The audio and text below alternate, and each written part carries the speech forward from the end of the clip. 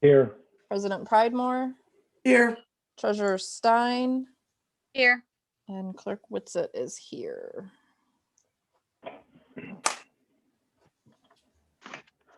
Okay, approval of the agenda. I move to approve the agenda as presented. Support. I would like to add one item to the agenda, and I apologize, I missed the paperwork once the agenda was in place. Under President's items, under new business, C, Chris Dilbert would like to talk about history. Under So new I will business. I will make a motion to approve the agenda as amended. Support. Properly moved and supported. All those in favor? Aye. Aye. All those opposed?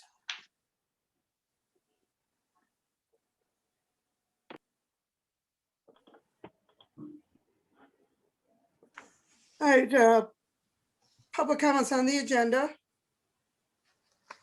All right, if there's any member of the public who would like to speak at this time, please either use one of the little icons on the right-hand side of the Zoom meeting, or unmute yourself, or give us some sort of signal that you would like to talk. Some vaccination sites may need to close temporarily. There is hope that the Johnson & Johnson shots will be able to be administered in the very near future. Mr. Meisen, Yes, sir, Mr. Dilbert.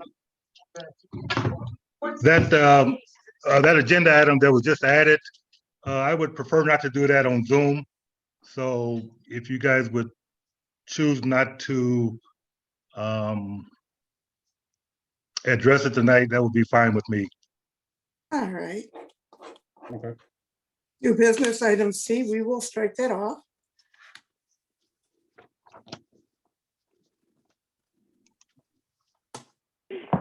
Trustee Meissen, do we have any comments on the agenda? If there's anybody else from the public who would like to speak during the public comment, please unmute yourself or use the raise hand function. Looks like we have Veranda. Yeah, Veranda Rucker. I sent you an email regarding the sign that we need at Clark and Stevens Street, dead end sign. I live at the dead end. There's unfortunately a lot of people that don't realize that this is a dead end. Okay. I'm sorry, can you say where that is again? I didn't hear that. Clausen and Stevens Street. Thank you.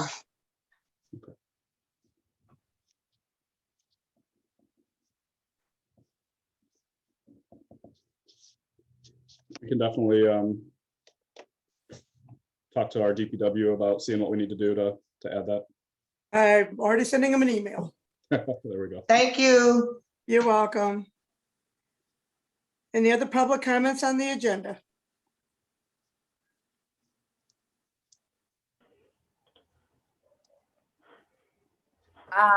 Yes, I do.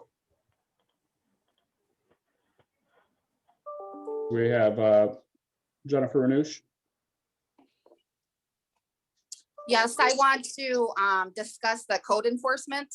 I think it's number 4 on the agenda.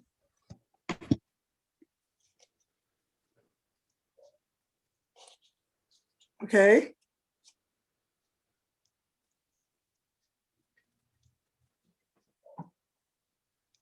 Okay, go ahead. I submitted some questions that I wanted addressed. I believe they were emailed to Mr. Meisen. Yeah, I got them 15 minutes before the meeting. So I'm gonna have to forward them over to President Pridemore and our building department to see what we can do about that. Do you want me to ask the questions now, or do you want to forward that and she can review it with number 4 and during when you go over the codes? Let me review them, and if your email is attached, I will get back to you tomorrow. That sounds wonderful. Thank you. Okay. Thank you. Comments on the, public comments on the agenda. Is that it? Looks like that's everybody, President Primer. Okay, thank you. Approval of the minutes, council meeting minutes for March 9th, 2001. I move to approve the council meeting minutes for March 9, 2021 as presented. Or, Been properly moved and supported. All those in favor? Aye. Aye. Opposed?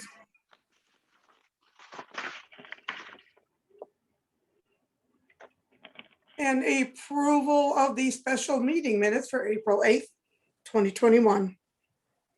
I will move to approve the minutes for the special meeting on April 8th, 2021 as presented. support. Been moved and supported. All those in favor? Aye. All those opposed? All right, we are now to the consent agenda. Any questions on the agenda, the consent agenda? If we could just remove DPW, I don't see that report in my packet. Right. Okay, removing. And I'll make Okay, a motion, I'll make a motion to accept the consent agenda as presented with the removal of DPW. Support. It's been moved and supported. Can I get a roll call?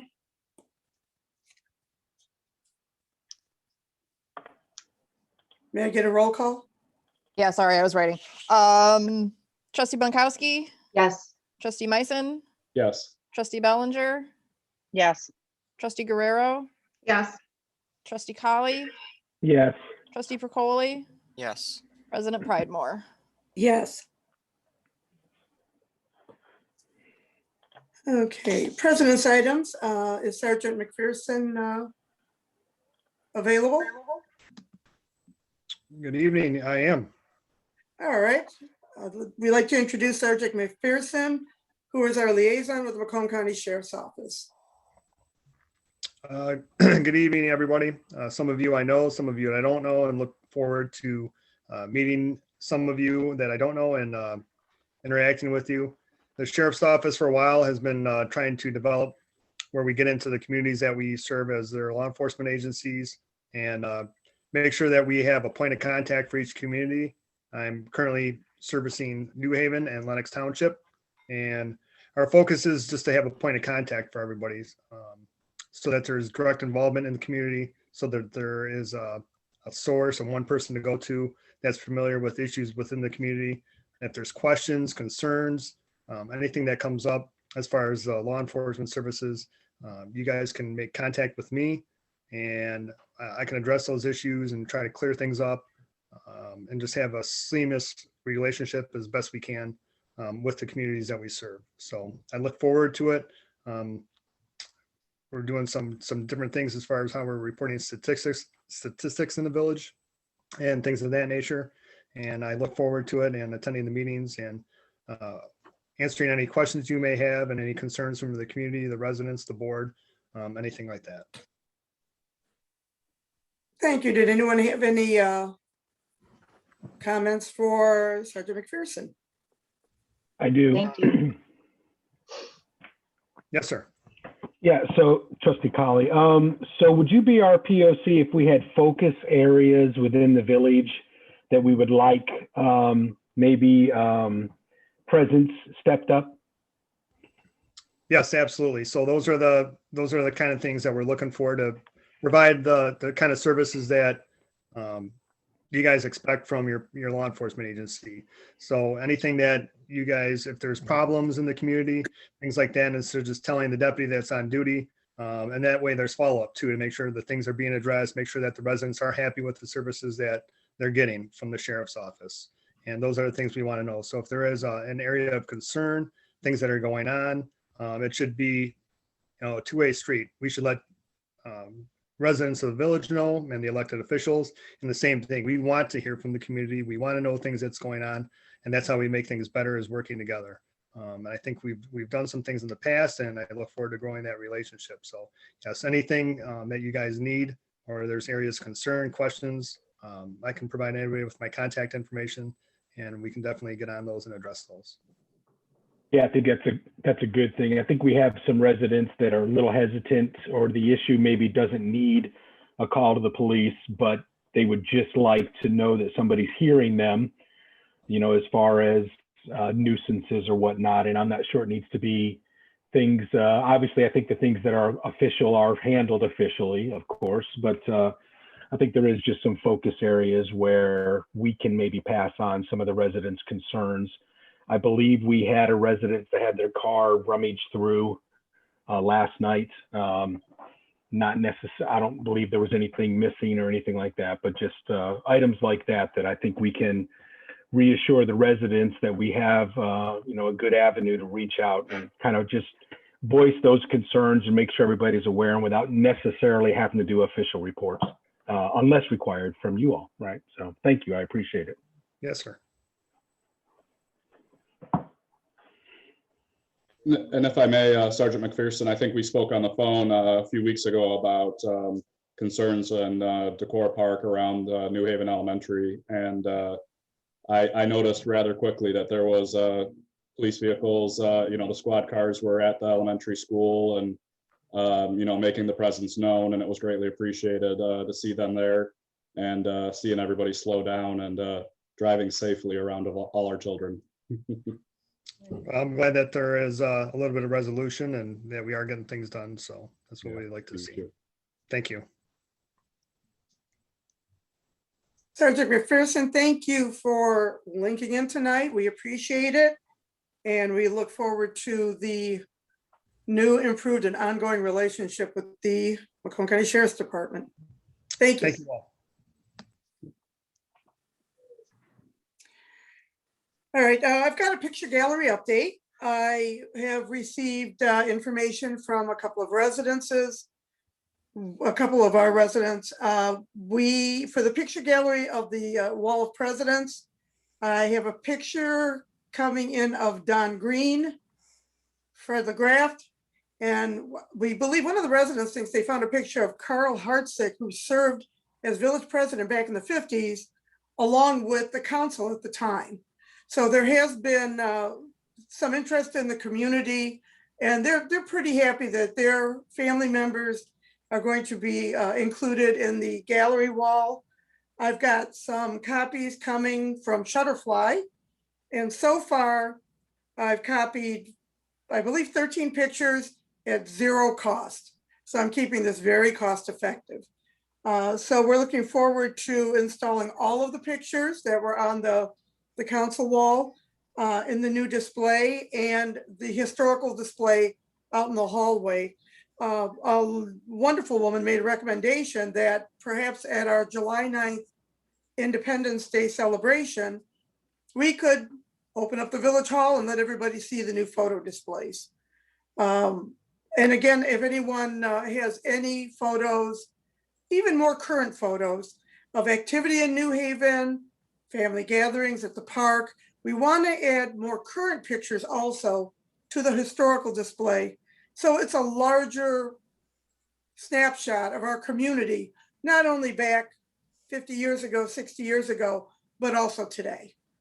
So I'm looking forward to getting these reinstalled, and I think it's going to be incredible. When the presidential display goes back up in the council room, we're going to make sure that there is room for additional pictures to be added, so that, because there's going to be village presidents for a long time.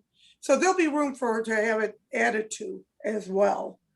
Did anyone have any questions, concerns? I just have a comment, and thank you for taking the time to bring us up to date on that. I know myself, and I'm sure everyone else has kind of been inundated with a lot of questions about it. And I have, promptly replied and said, please call me and let's talk about this. I didn't hear any, calls or more feedback from anyone, but I do want to say thank you for addressing this. Absolutely. And a quick question to council. The wall behind council chamber, the council desk, we're now being videotaped and it's now going out on YouTube. And I'd like to order lettering that says Village of New Haven, so that when they look at the videos, they know, oh, this is New Haven. If you look at council videos from other communities, it's the seal, which we're going to put on the wall, and the name of the community. So I've priced out some of the lettering. It's running about $4 a letter for a 5-inch letter, which is pretty substantial. So my question is, should we put the name of the community on the wall behind us? And number 2, should we put Village of New Haven or just New Haven? Village of New Haven. I like New Village. Haven. Village? Oh, all right, Thank you, President Pridemore. of course. The only comment I have on there is, and I'm all for the July 9th thing, but we literally just did another state of emergency where we don't want people gathering. Is that gonna? We are watching that, and if things don't get better, yes, definitely, we're gonna call it off. Just as I canceled our participation in the Anchor Bay State of the Bay address, we take our state of emergency very seriously. As a matter of fact, the governor today just extended the work remotely from home ability for another 6 months. That's how serious it's gotten. She is asking everybody that works in Michigan that can work remotely to do so. We've had more communities declare a state of emergency, and it's kind of scary times, but will be monitoring that because we did declare a state of emergency and we want to go open for business as soon as possible. So I have been sending you the emails from Beaumont that I'm getting from Eric Woody, giving us the latest COVID stats from Beaumont Hospital. I'm going to keep all of you informed so we can all make an informed decision when we can go back live. We can open the village doors. I despise Zoom meetings. I'm very uncomfortable with Zoom. So I'm looking forward to going back in person. Any other questions, comments? So just a comment. We have Village New Haven, but will the seal also be Oh, present yes. in the video? Okay. Yeah, definitely. The wall was being repaired and I did not want that seal to get damaged. So I just kind of popped it up on a wall in the hallway. So that seal is going to go right back where it was. As a matter of fact, I'd like to find out where I can get another smaller one to include out in the hallway. So I've got to do a little homework, but I'd like to get a second smaller seal for the hallway. So when people walk in to do business, they see our seal. Do we have any other comments or questions? All right, social media policy. We want to update our social media policy, and I've talked to Trustee Meissen about working with us to update the social media policy. If anybody else is interested in working on the update, it hasn't been reviewed in a while, and certainly some things have changed. So if Trustee Meissen, were you still on for that? Sure. Yeah, absolutely. Okay, great. If anybody else is interested, please shoot me an email, and we're going to be reviewing it and updating it. The Village Facebook page use, Trustee Meissen, did you have a question, concern about that? Yeah, I had brought it up as an agenda item previously. I was just curious what the rest of council's pleasure was when it comes to how the village's social media page is utilized. Since then, since asking for it to be added onto the agenda, I did notice that there's actually a village listserv that the MML has. And this topic actually was one of the recent topics where they were asking what is everybody using in their villages for social media. And seemed like it was pretty universal that the village Facebook pages were being utilized for sharing of community events or sharing of, community alerts or things that are going on, sharing countywide stuff. Some of the things that I was curious about, though, specifically for our village page was whether or not the rest of council would like to see the village meetings posted to the village Facebook page. I know our agendas get posted to the village website. Personally, I always try to make it a point to post the agenda to my village trustee page just to try to help spread the word of what's on the agenda. But, admittedly, there's, even today, I didn't think about it until it was 2-3 hours before the meeting. You know, I just thought maybe if we, when we post the agenda on the village website, we could have the, our social media coordinator and website coordinator, Mrs. Rodzik, maybe she could also post the agenda to the Facebook page just to help spread the word about our meetings. And then lastly, I was curious on everybody's opinion was when it comes to these Zoom meetings and streaming it live. So I've been streaming the Zoom meetings live through my village trustee Facebook page, which I've always felt a little weird that it's going through my trustee page. I feel like it's kind of unfair to everybody that you'd have to share my village trustee page to share the meeting. I didn't know if anybody would feel more comfortable if it was, you know, just published through the village Facebook page. So just a lot of rambling things that I've been kind of thinking about when it comes to social media and how we want to utilize the Facebook page. Just curious on what everybody's thoughts were. I'm personally okay with you streaming it through your page. I mean, you're doing all the legwork and everything for it, and I'm sure everybody thanks you for it. So I'm okay with that. I think it's a great idea to post the agendas, not only at the council meeting, but planning and Parks and Rec. I'm not sure if those are being posted or not. I haven't seen them in a while. So we have been posting, of course, the emergency situation going on, the updates on some of the uprise in the numbers, a reminder to social distance. But yeah, I think that all agendas concerning the village should be posted. I think that's a great idea. Okay. I do have one comment. Trustee Meeson, I would like to work with you on the social media policy as well if you need help. Sure. In regards to this, I would maybe do a little bit of caution that I think the person who originates the post has the ability to limit commenting on it.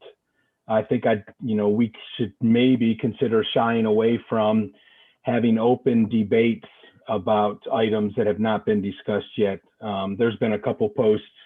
I don't do a lot on social media. I do a lot more looking than maybe commenting, and there's been a few posts that'll just go haywire and really create angst amongst the residents. So we might want to consider just having it be for, as it always is, information only. Other things do allow do warrant questions, hey, when's the Easter egg hunt? Is it going to be, even if it rains, that kind of stuff. But we just might want to make sure whoever does post it is monitoring it from either one, limiting comments or turning off comments or deleting comments that are inappropriate, unprofessional, just to be aware of that. But I support 100%. Yeah, I agree. I think Facebook is a different kind of platform. I don't think it's for something like meeting minutes or agendas or whatnot. That's what we have the village page for. Because again, like you said, Facebook, it can go a whole other way with commenting and things of that nature. That's just how I feel. And I think some cities have gotten in trouble for that. Because people take off people's posts they don't like and delete, and they bring in like the Freedom of Information Act and all that. So it's a whole other, I guess, ball of wax, maybe from a legal standpoint. Well, and I think going back to Trustee Colley's point, if you start deleting comments, then you're kind of limiting people's speech to something with a village, within the village. Certainly we can look to transition our Facebook page to informational only. Where we, certainly that's an option if we want to use that as an effective tool just for community outreach. Mm-hmm. Lord knows there's plenty enough Facebook pages for people to post their public comments and to, have at it like a cage match. So we can always transition it to informational only. Yeah, that's a great point, Rachel. I think that I didn't think about, deleting, not allowing somebody to comment is completely different than deleting somebody's comment. So yeah, that's an absolutely great point. I know Trustee Meeson has been raked over the coals a couple times just for simply passing out information. And that guy's got some pretty thick skin. So I'll just leave it at that. Yeah, thank you. When it comes to the village Facebook page, I do know that Mrs. Rodzik is aware of, you know, what the rules are as far as deleting of comments. So I know that that has been her hesitancy with posting some things, because she knows that, you know, deleting comments is not something that we're able to do. But I do believe that, to all your points, I believe that that stuff can be posted with commenting turned off. So maybe it's like the agenda items being posted with no comment at all, just to then it can be shared out and communicated, and, you know, just to make awareness. Sure. My whole thing is, you know, let's face it, you know, well, everybody knows I am on Facebook 24/7, but not everybody is on the village webpage 24/7 to see when agendas are posted and stuff like that. So Yeah. if it's on Facebook, it's easier to communicate it out. Right, if it's information only, then that can give the residents an opportunity to reach out to somebody for the answers, either a trustee or the president, so that it Right. opens up that avenue where it's not specifically on the New Haven page. Well, what we can do is when they do post these agendas, they can say for any questions or comments, contact, and they can use my email or Jen's email or whatever. Give them an email where they can address their questions and concerns, because we want to invite people to get engaged with it. So can you, and again, I'm a Luddite, I don't know that much about tech. Can you shut off comments on just certain posts? I've actually just been informed that commenting cannot be turned off on pages. So Surprise. Yeah. if I may, Just updated me. Yeah, go ahead. Go ahead, Tracy. I would like to mirror Ms. Guerrero's thoughts, and I just don't think that is the place for village business. Now, maybe we can simply post village meeting next Tuesday and keep it very short and sweet, but I mean, we have a beautiful website. Should we not be encouraging people to go to our website to find out what is going on and not going on? It's very simple to go to the village website as it is to go to Facebook. You know, no different than we might read different newspapers. We all get our information in a different spot, but I don't know. I have reservations about using Facebook. So. Okay, well, Other the village, comments. yeah, unfortunately, in this digital age, social media like Facebook is an effective tool, and most communities use them. However, to your point, we can certainly say there is a council meeting for a look at the agenda and then a link. They hit the link, they go to it, and then that way they can get the information. But what we want to do with social media, like any other page, is to engage the community. So we don't want to really not post the information, but maybe this is the meeting for a look at the agenda, go to. Would you think that would work out? I just, you know, I am not a Facebook person, and strictly because it's not nice, and it's very harmful, and it's been, what I've been exposed to has been very harmful and hurtful to people. And like Trustee Colley said, you know, it opens cans of worms, and I try to find positive in it, but I just can't. And that's my personal opinion, but I think we need to be professional. Mhm. Turn the comments off. I don't know how we can control that. I mean, I watch, part of the reason I don't like it is Brian is a great example. I think Mario said it very clearly. I mean, people, he does a lot of work for this village as far as that goes. Mhm. And I see people just attack him and attack him and attack him. And that's why I won't participate. But is that who? I don't know. That's my opinion, personal. Sure. So I guess I should keep it to myself, but. You know what we could do, if Trustee Meissen would agree to do this with me, why don't we do a deeper dive into other communities' social media presence? See how they're doing it. Sure. And then, you know, social media can be a devil. There's no getting around it. We've all seen horrible things done on social media, but it can also be an effective tool in communicating with residents that usually use their phones to go to get information, or they use a tablet. You don't have a lot of people going on PCs or desktops anymore. Social media can be an effective tool, but maybe other communities have figured out a way to use it effectively and not as offensively.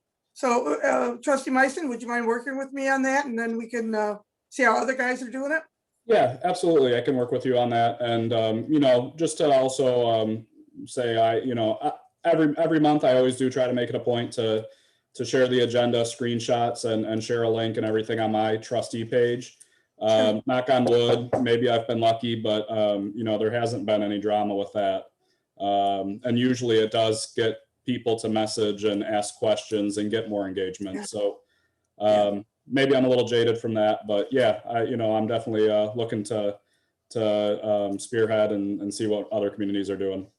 Okay, let's do that. We'll do that together, and then we can come back next month and do a little deeper dive on it, okay? Sure. Okay, great, thank you. Yep. Thank you, everyone. Okay, any other comments, questions? The only thing I have is under the I'm assuming what was sent to us was a sample social media policy. That was the old one. Okay, this is That was the one that's currently in effect. Oh, okay. Well, it has Clerk Whitsett's name on here. I don't. Anyways, under the violations section, it sounds like the way the wording is to me is it's sounding like the employees of the village. Is there? I'm not sure what the legal ramifications are for an elected official. The disciplinary actions in that case. There isn't any. Okay, It's called free speech. Okay. But, and again, I would caution everyone, once you do work for the village and once you're elected to office, you all know you're the face of the village. And, you certainly free speech factors into it. But sometimes all of us have hit situations where we kind of have to bite our tongue a little bit and maybe be a little more politically correct than we want to be, because we do represent the village, but freedom of speech, there is no punitive action taken against anybody that expresses an opinion. You can't, but certainly I would request caution as either a village employee or an elected official, because as you go, so goes the whole village. People look at you and they say, Well, I'm referencing particular where it says employees found to have violated this policy may be subject to disciplinary action up to and including dismissal from employment. Like I said, we need to update the policy. That was the whole point. So yeah, that's what I said. Would that section be updated? We're going to go through the whole thing. Perfect. We're going to go through the whole thing. So I think we should also define, as weird as it sounds, we may want to make sure we define an employee. Is somebody appointed to Parks and Rec an employee? Is somebody appointed to the Planning Commission an employee? They're getting paid by the village. They serve, I guess I want to use the term at the pleasure of the president of the council, I guess. But I don't know, are they considered employees? If they're out bad mouthing the village, would that constitute, or is it simply people that are hired, fire department, DPW, et cetera? So anybody that gets any taxpayer dollars, to me, is an employee of the village. We're working for the people. So, but again, any one of you here can leave this meeting and badmouth the village. That's your right. That's a constitutional right. But we all, in a perfect world, we'd all go, we do represent the village, and kind of keep that in the back of your mind. But again, that's why we need to review that policy. So yeah, I don't think anybody. I'm sorry, go ahead. No, I'm sorry to interrupt. I don't think there's anybody saying they can't say it, but there's a difference in being allowed to say it and then having consequences for what you say. So I just think there's a little bit of a weird dividing line there, that somebody who's employed by the village shouldn't be out there bashing the village and talking about, I don't know. I just think there's a weird line in there that I'm quite positive legal would need to, our legal team would need to chop on, but it seems to me it does require a definition, and if there's no consequences, I'm not sure the value of having a policy, but just my opinion, but thank you. Yeah, as we work on it, and it's going to be an ongoing process, of course, everything will be run past legal. but it does need updating. So thank you, trustee Meissen, for offering to work with me on this. Any other questions or comments? Okay, the Clark Street property. Did everyone get a copy of the appraisal dated February 3rd? Yeah. Okay. All right. This is where we have to decide what to do with the Clark Street property. It's 47 acres. It's owned by the village, and the appraised value is around $300,000. There was a mention of it becoming a park. And certainly during that conversation, the residents made themselves known loud and clear they want more amenities. And a park would be, one of those amenities. But there will be a cost to the village if we leave it as a park. We had one developer present a possible development that would result in, Jessica, do you remember how many homes approximately? Yeah, the previous plat was for approximately, give me 1 second, I actually have the data here.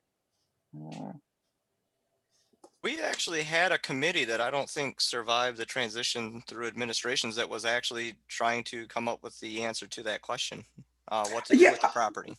Yeah, the 47 acre committee.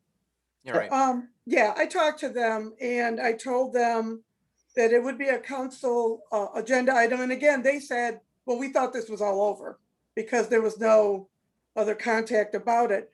So I told them that I didn't see any movement or information from that committee. Other than they did hold a meeting. And again, the residents were very adamant that they want more amenities, and they're right. But I told them that I did the courtesy of telling them that it is going to be on the agenda this month. So they're updated that we are discussing it. So. Yeah, and the 47 acre committee, what else also ended up happening is that it was right around the time of the transition of regimes or the elected officials. I was trying to remember what trustee Pergola used. When there was the transfer of elected officials, there was also, I believe it was when we were transitioning to going back to being through Zoom meetings as well. Yeah. And so that's why there was the committee was put on pause until more information was found out. Yeah, and again, this is the information that they're waiting for to see what council determines. So we need to discuss. Jessica, yeah. Well, and I also think to Brian's point, that because we were seeing an uptick in cases, a couple of the things that they had been scheduled to go do in terms of like walking other municipalities have been canceled. But so the previous platting, which is what was reproposed when the other builder had made that proposal, included the finalization of phase 5 and phase 6 of the Amherst subdivision. Phase 5, which is the rear, would have resulted in 44 parcels, and phase 6, which is the front of the subdivision, would have resulted in 95 parcels, which is a cumulative total of 139 additional rooftops. And then just to also go through that, in the existing Amherst, there were at that point 35 additional buildable plots that were all over the place in terms of ownership for potential development.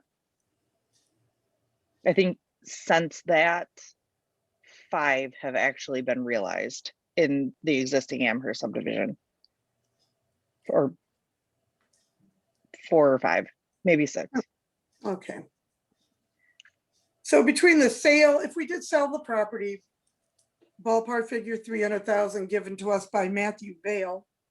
And if you look at the revenues that we would gain from these new homes, that would include taxes, water, paying off the water and sewer debt.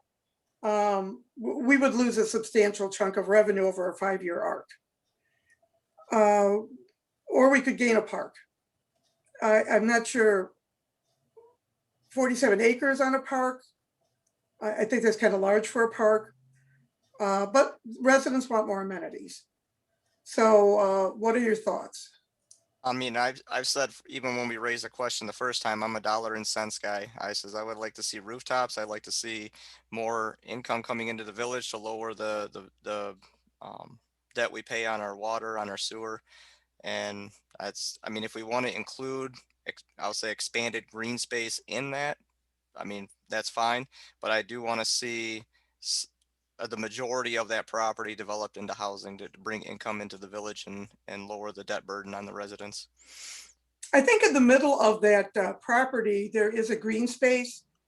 Yeah, so actually, there are several green spaces. There is a half-acre park that was proposed at the very front of it. There is a 1.4 acre park in the rear, and then there is a 10.929 actually acre wooded preserve with some wetland in it. That's dead smack like between the two. So you have like a cumulative total of 11, well, 13, almost 14 of those 47 acres are actually either green space or wooded preserve. It's not all rooftops. So even if it was developed as planned, there would still be about 14 acres of green That's space. correct. Oh. Yeah, there's 10.929 acres of green space and wooded preserve combined. There's 6.764 acres that has to be a wetland preserve. There's 1.363 acres in the rear that would be open space that could be used for a park. And then there is 0.533 acres in the front of the subdivision that actually was supposed to be a playscape. But is that public parks and playscapes, or that's dedicated to the subdivision? It's green space and it probably would be dedicated to the subdivision. But the preserve is not. The preserve is just woodland, wetland, and open space preserve. I mean, dedicated to the, I mean, because I can't go down to Decorah Park's playscape and And that's the thing. You can. It's not like the so pool where it would be a key fob. It could be used. Yes. Right. Yeah. Yeah. So You're certainly not going to kind of send even your more kids. where I was before then. Yeah, I actually agree with Mario a lot. I would say that, we've got the fountain area and we've got the existing park that we can always look to see what can be upgraded or updated in there. I think it seems to me that one of the things with the park now is the actual parking. So I would agree with rooftops, and then any income derivatives thereof we could actually improve the public spaces we have now, like add parking to the park we have now. Go ahead, sorry. Nope, go ahead. Sorry, I didn't mean to cut you off. No, I was going to say, even if it was street side parking, like downtown has street side parking up by the park, there's just all kinds of things that can be done to make that more inviting, if you will. And then, with one of the other topics we're going to talk about with the 501c, we can actually start reaching out for help to see if somebody wants to donate to, can you do, Save the Village Park Fund, with the 501c and, look to improve it that way with help from community developers and so on. So, but I agree that selling it for rooftops is the way to go. I'd also like to further that, and I think Ann did a little bit of due diligence that I don't have in front of me, but this is not the only parcel that the village owns. It's my understanding. And from a real estate perspective, I know a lot of people think that I'm very biased there. I think there probably is a little bit of bias, but the bias probably lends towards it's going to be a lot harder for us to take a 0.17 acre lot and build more than one house on it. We have parcels that we could do some green space on, but we don't have 15 47 acre parcels that we can get the revenue. And I have a copy, and I know that I've gone through it kind of ad nauseum with this in the past. If anybody's interested in it, at any point, it's about 3 years old, but I actually went through and calculated the potential revenue to the village were we to actually realize the 139 houses not even the additional 35 that were calculated in the existing Amherst subdivision. And it's pretty substantial. I think to the general fund annually alone, it amounted to well over $100,000.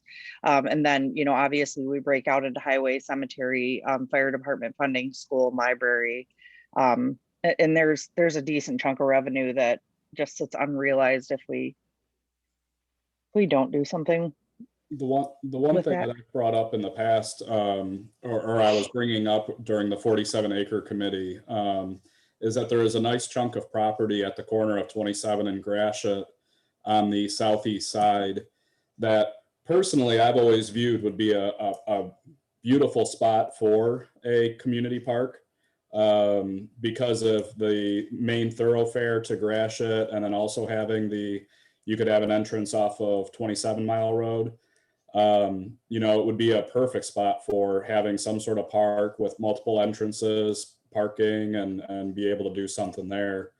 I echo the sentiment of Trustee Percoli and Trustee Colley and Trustee Bellinger that, you know, I think rooftops is the way to go for the 47 acres. And maybe we can look at maybe purchasing a different property to utilize for park space. I'm not real familiar with the 501c3, but is that something that organization could do, is to reach out and maybe acquire that property and donate it to the village? Well, that's when we get there, we can discuss, you know, All right, what it will do. Is that the But possibility? no, that's not what it's for. Okay, never mind. Yeah, the property that you're talking about is owned by Lombardo on 27 in Gratiot. It's currently up for sale. The village does own 31 properties. A lot of them are little bits like easements or a little spot behind someone's house. And we're going to go through that and see if we can shed some of the little spots of property that we own throughout the village. We do own 2 lots behind the fountain and along Haven Ridge. We own 2 additional lots on the other side of Haven Ridge, closer to Clark. And we own lots on Main Street next to the Foundry property. So what we can do, and what I would encourage all of us to do in our Parks and Rec, is do a review of our village, decide where green space should be developed, what we can do as far as developing green space.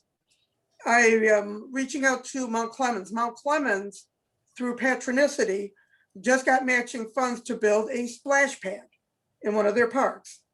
Mount Clemens has some really phenomenal projects going.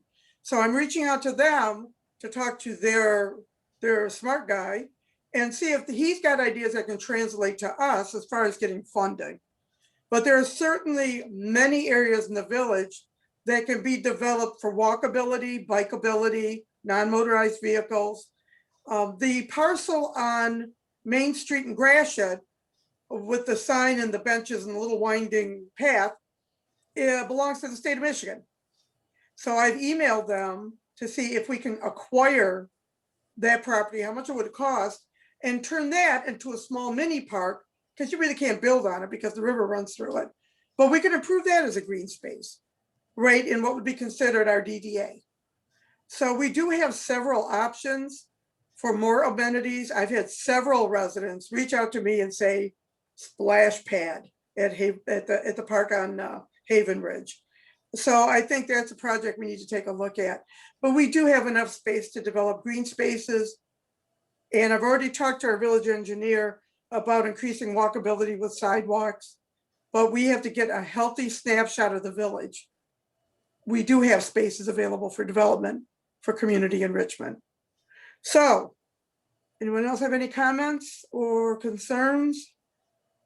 Yes. I would like to see rooftops as well. I would like, you know, the most common a concern, I'll say, we hear from residents is, you know, the cost of living here, taxes, water debt, sewer debt. So if we can alleviate some of those, not, you know, up there, I'd like to see rooftops. Okay. All right. Thanks, I have Rena. something. Yeah, go ahead. I'm opposite because like there's like 3 subdivisions now that aren't even like fully even developed yet. So why start another one? And like President Primer said, there's a lot of citizens that want more things where they can go walking, like a splash pad there perhaps. I don't know, but I feel opposite. Plus the Village of New Haven is like what we moved here for or live here for, because that country feel. We don't want to be like all houses and rooftops, you know what I mean? Again, we have 3 subdivisions now that are not even fully developed. So why start another one is how I feel. But I think to that point, we actually only have 1 subdivision that's not fully finished because Pembroke's completely sold out. Decorah Park, even the north portion, has very few lots left in terms of being finished. The southern part of Decorah Park is completely finished. And I understand what you're saying. I'm not a negative for like having more walkability and more parks. My concern is we only have it's like 2.25 square miles in total. And the only way that we're going to bring the cost of living down for the people who have been here and have been loyal, like to the village, is to continue to build. And we're going to run out of room to do that if we take this particular parcel and don't realize it for that. I think, like I said, in terms of what there is to buy, there are other places that it could potentially go in, but like the land that surrounds Haven Ridge, I think is quite a large chunk of property, but they want like $2 million for it. And for any builder to actually step in and do something with it, it isn't going to be feasible. So we're not likely to actually see somebody develop over there in the future versus like, Ann said, there's other places that we could potentially put some of that green space. Yeah, I know Parks and Rec had also stated that, with the movies in the park, it's just like such a big hit. No one has nowhere to park. People don't have a space to even come in there because it's a hot thing in New Haven, Village, the movies at the park. So they have brought that up as well, like, what are we doing with the 47-acre land? It sounds like Winnie the Pooh, but they're asking about that. These are all good points. But I think that we should take a real look at our community. And I think this triggered the conversation. Take a hard look at our community and see where we can have the green spaces, where we can have enhanced Haven Ridge Park. Like I said, there are spots in the community, and like every other community, there could be small greenways where people could just sit on a bench and enjoy the trees. Not everything has to be a huge developed park. And I'm frankly, with 47 acres, that would be a massive park. And it would be underutilized. I'm with the majority here. I think rooftops would probably be the best idea. Any other questions or comments? Okay, I think a motion is in order. Are you looking for a motion to authorize the village to put the property for sale, or? Yes. All right, I make a motion that we authorize village to put the 47-acre Clark Street property up for sale. Yes, can before we second anything, Yeah. Can we make the motion that it be listed for the actual fair market value of the property? Like the appraised value? Yeah, Sure, I was gonna say maybe I should put a price to that. Okay, can you amend your motion, please? Yep. Yeah, and just I amend my support. Okay, so the motion is, I'm just trying to pull up the appraisal again so I could see what the appraisal amount was. It was 300, right? 300,000, yeah. Okay. I make a motion that we authorize the village to sell the 47-acre parcel on Clark Street for the fair market value of $300,000. Support. It's been properly moved and supported. Can I, I get a I'm gonna roll? do the squeaky wheel again. I'm sorry. I think that the verbiage needs to be to list the property versus to sell the property because we don't have an active purchase agreement. All right, Ms. Real I'm Estate sorry. Agent. It's okay. Guide us, please. Yes. Yeah, okay, yeah, the motion is so amended and we had support. Yes. And can I get a roll call on this, please? Trustee Meissen, Yes. trustee Bunkowski, Yes. trustee Guerrero, No. trustee Procoli, Yes. trustee Colley, Yes. trustee Bellinger, Yes. and President Pridemore. Yes. Now, in order to sell village property, there has to be an ordinance. Is Mr. Addis on board? Or Mr. Kelly? Al's here as well. I just saw him and then he disappeared. That was okay. Tag, you're it. There does need to be an ordinance covering it. We do have an ordinance for the property, for the sale of real property. We have to have a specific ordinance enacted for the for the private sale of property. So I think that the ordinance that we have right now is sufficient to sell this real property publicly. But if you see my memos, which I sent out, I think it was in the packet, the email memo, 6 weeks notice, highly advisable. That's basically it. And then follow our ordinance, of course. Okay, so would you recommend that it be posted immediately? Or how do we do this? Absolutely. And the sooner the better, right? Okay, so we do have the ordinance in place.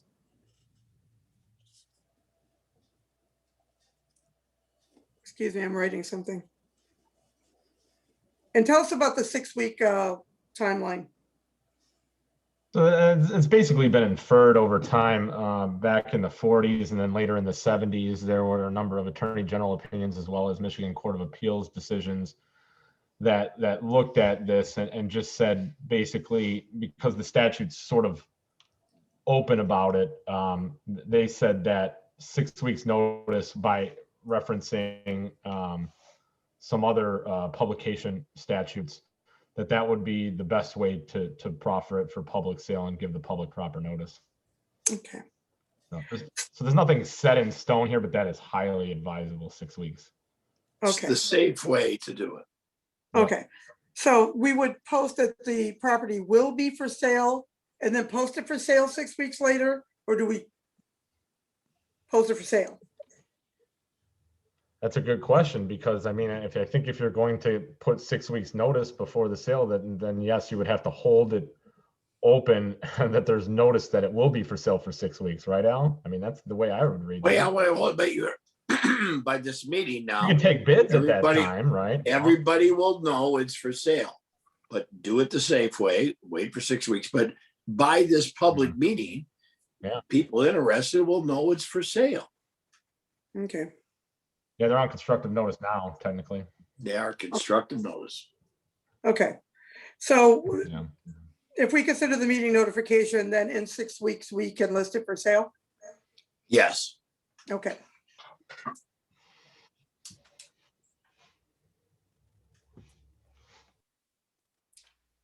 Anyone have any comments or concerns about the Clark Street property?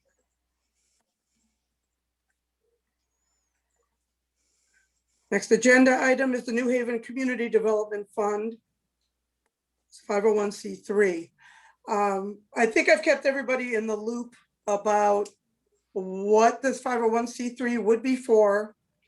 I've been in contact with a grant writer named Kerry Thompson. He has a phenomenal track record with getting grants from municipalities. And we just had a general talk about how to get grants, how to get funding for some of the projects we want in the community.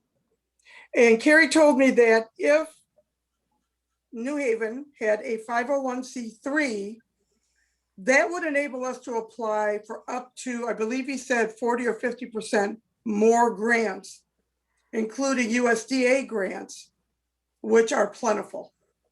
And of course, we want to maximize our ability to write grants and to get money to help build the community. So what I recommended was that we do establish the 501c3. And my thought was it could be a 5-member board. This entity would be separate from the village.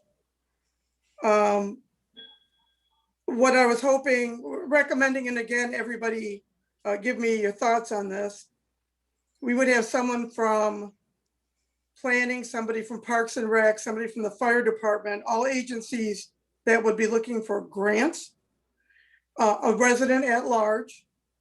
They would meet maybe once or twice a year, but this entity would be able to not only receive the information of ideas of what we want to do once we reach out to the residents, but they would be able to coordinate with the grant writer to see what kind of grants and funding we could get.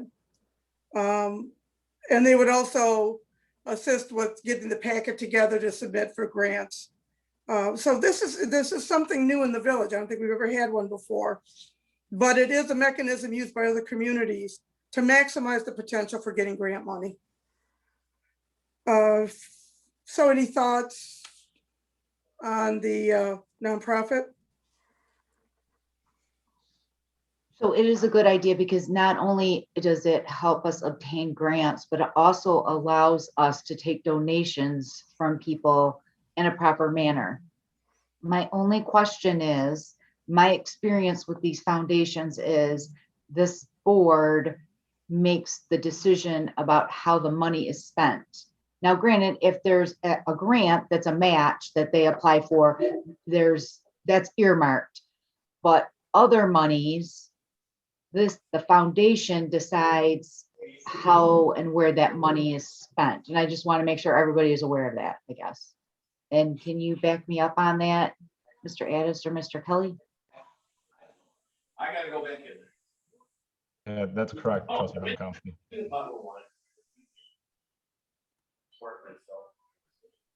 Did you hear me? My internet acted really weird tonight. I so- can hear you, Sean, yes. Yeah. Okay. I mean, we're in agreement with everything you said. Okay. That sounds accurate to me. Okay. Now, do you think it would be a good idea to restrict the donation aspect of it so that we would have specific projects apply for specific money and know what's going to that project? No, not necessarily, I don't, but I think that we need to, I think it's in our best interest to gather a group of people that are going to be fair and equitable. And for example, let's use Music in the Park, okay? We're going to collect donations, you know, that they're going to collectively as a group say, okay, now we're collecting donations for this. And I think we can encourage them to do that. But, you know, I'm not against it. We need to do this, but we just need to be aware that they are in charge of the funds and how they're spent. Right. The village will have oversight. This has to be a separate entity as far as the accountant, as far as the attorney, because like any other nonprofit, it has to have an accountant, it has to have an attorney. So Correct. those two positions would be separate from the village. Right, but the village will not have oversight on this. We could. We can have oversight on this with a council member on the committee. Well, right, yes. Well, they could encourage how we would like to see the money allocated. Okay, but if you apply for a specific grant, Yes, that that money will be, goes towards that correct. project. And I did say that, but we Okay. just need to be aware, you know, Myers, Target, they're very generous corporations. And if we say we want to have, if we send them a letter and we're looking for a donation because we're going to have a Easter parade or whatever it is, we just need to make sure we have a group of people that's how they're going to spend the money. We would like to see them spend it on the Easter parade. That's all. Sure, it's a concern. And if we do approve moving forward with this, there will be bylaws, there will be, rules establishing it. So this is just the initial, do we want to form this? And then we move on from there. And again, Carrie told me that we could get a lot more funding. The splash pad I mentioned in Mount Clemens, their funding is coming from the USDA through patronicity. So again, we want to maximize what we can get for the village. Our residents deserve the best. So do we want to move forward with establishing the New Haven Community Development Fund? Do you want a motion on that, Ann? Well, I want thoughts and any thoughts or concerns anyone has before we make a motion. I guess I'll echo some of the sentiment that you bring up, President Pridemore. When I was on the 150th anniversary committee, and we were working to put the 150th anniversary celebration together, You know, we did go to, there was a few of us who went to a events, festival and events, events. I'm drawing a blank on the words tonight. But in any case, the one thing that really came up over and over again when we went to this event was that having the 501c3 really does help have events and committee and celebrations and festivals for these municipalities. If I think back to New Baltimore, they have like the annual Fish Fly Festival that's held by a 501c3. They have the Bayorama 501c3 that really does a lot of the festival and events for the city of New Baltimore. They are an independent organization, but they still work hand in hand with the city of New Baltimore. So I definitely think that this is the right move. Especially with wanting to have more types of events. You know, the 150th was fun to put on, and you know, we used to have Rocket Fest, which, you know, admittedly was a fundraiser for the community schools, but just having some sort of annual festival, annual event. You know, we do have Haven Place, they have their Family Days event. You know, maybe we help coordinate with them or something, you know, just to have more events, more things going on in the village. Sure. What is the major drawback to this, to a 501c3? What is the major drawback that would hinder a community from wanting to have one? Financial audit. Yeah, I don't think anything there. We need to have it because, again, that's how we can collect those donations. I just think everyone should be aware, though, we are not going to be in charge of these monies. This board that's established, that's who's in charge of the monies. I just don't want any misconceptions. That was the only reason I brought that up. Anyone else? Okay. Motion would be in order to move forward with the New Haven Community Development Fund. So I will make a motion that we move forward with the New Haven Community Development Foundation 501c3. Support. It's been properly moved and supported. All those in favor? Aye. Aye. Anyone opposed? And again, ladies and gentlemen, this is just the first step. As we get the formation together, as we get the bylaws together, we'll be updating you. We're looking for your input and a direction of development for this new 501c3. Thank you. Okay, delinquent water payments. Did everyone get the email? And I apologize, it was late in the day, from Sandra Kazel about the delinquent water bills? Yes. Yes. Okay. We had talked, Sandy and I had talked initially, you know, we've waived late fees. And I asked Ms. Kazel if there was an impact on us waiving those fees, if anybody was abusing the privilege of not paying their water bills. And as you can see, even considering the impact that COVID has had on family finances, we're still in the same 1 point, not quite 2% delinquency rate as we were pre-COVID. People are paying their bills like they were before. So I think it would be a courtesy for us because of the uptick in the infection and the impact that it might have on homes going forward for the next few months at least. Then maybe we should continue to waive the late fees until later than June. Anybody's thoughts? The previous motion that we had, it ended this June, right? Is that? Yeah, when- it did. Okay. Yeah, it did. But I asked Sandy to run some numbers. June is just a few weeks away. And during the pandemic, people were still paying their water bills. So we still have just about the same delinquency rate as we did before, so that the people that benefit from it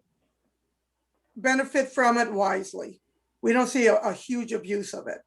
So, I think maybe we should consider, postponing a collection of late fees. There is a cost associated with it, but if it's gonna help our neighbors during another uptick, another rush of this pandemic.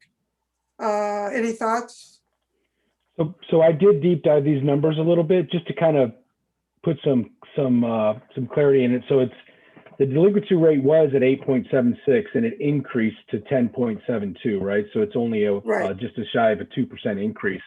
Yeah. I would point out that it's a 50% increase over a 60-day delinquency, right? So it is the delinquents, the larger number barely changed at all. It was only off by some $300, right? So the people that have been delinquent are still delinquent. That's probably, pre-COVID type information, but it's still relatively low numbers when you actually look at it. Maybe not in the roll up at $27,957 is what's delinquent right now. But I support for sure, just to kind of point out those numbers a little differently. I do want to throw in a little bit here. I've never been late on my water bills, but we all know the increase in the postal service, shipping all those packages, doing all the mails. The post office has, I don't want to blame them because it's not them because they're so busy, but 2 of my payments were delayed because of the overabundance in the post office and having to deliver all those letters. So the 2% increase could be just a postal delay as well.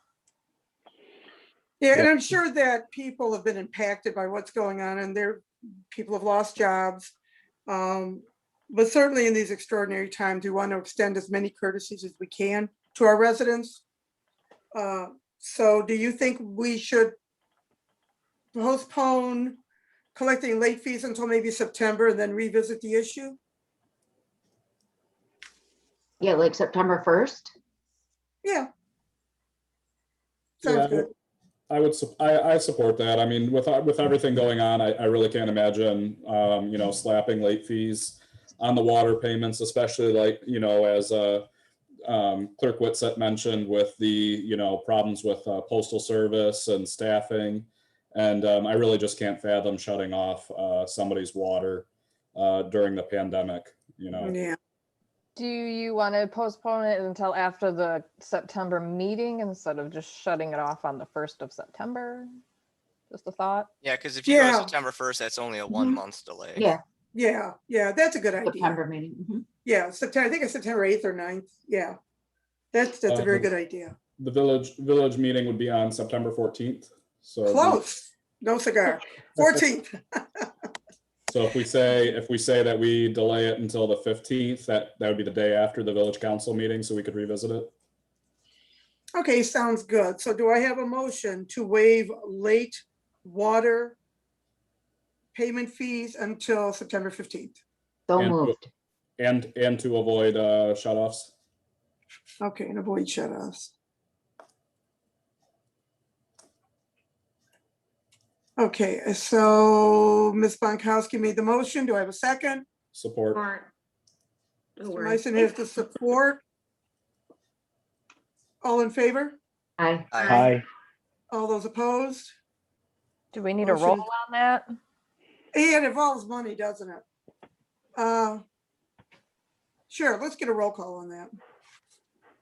Okay, Trustee Bonkowski. Yes. Trustee Meissen. Yes. Trustee Guerrero. Yes. Trustee Procoli. Yes. Trustee Colley. Yes. Trustee Bellinger.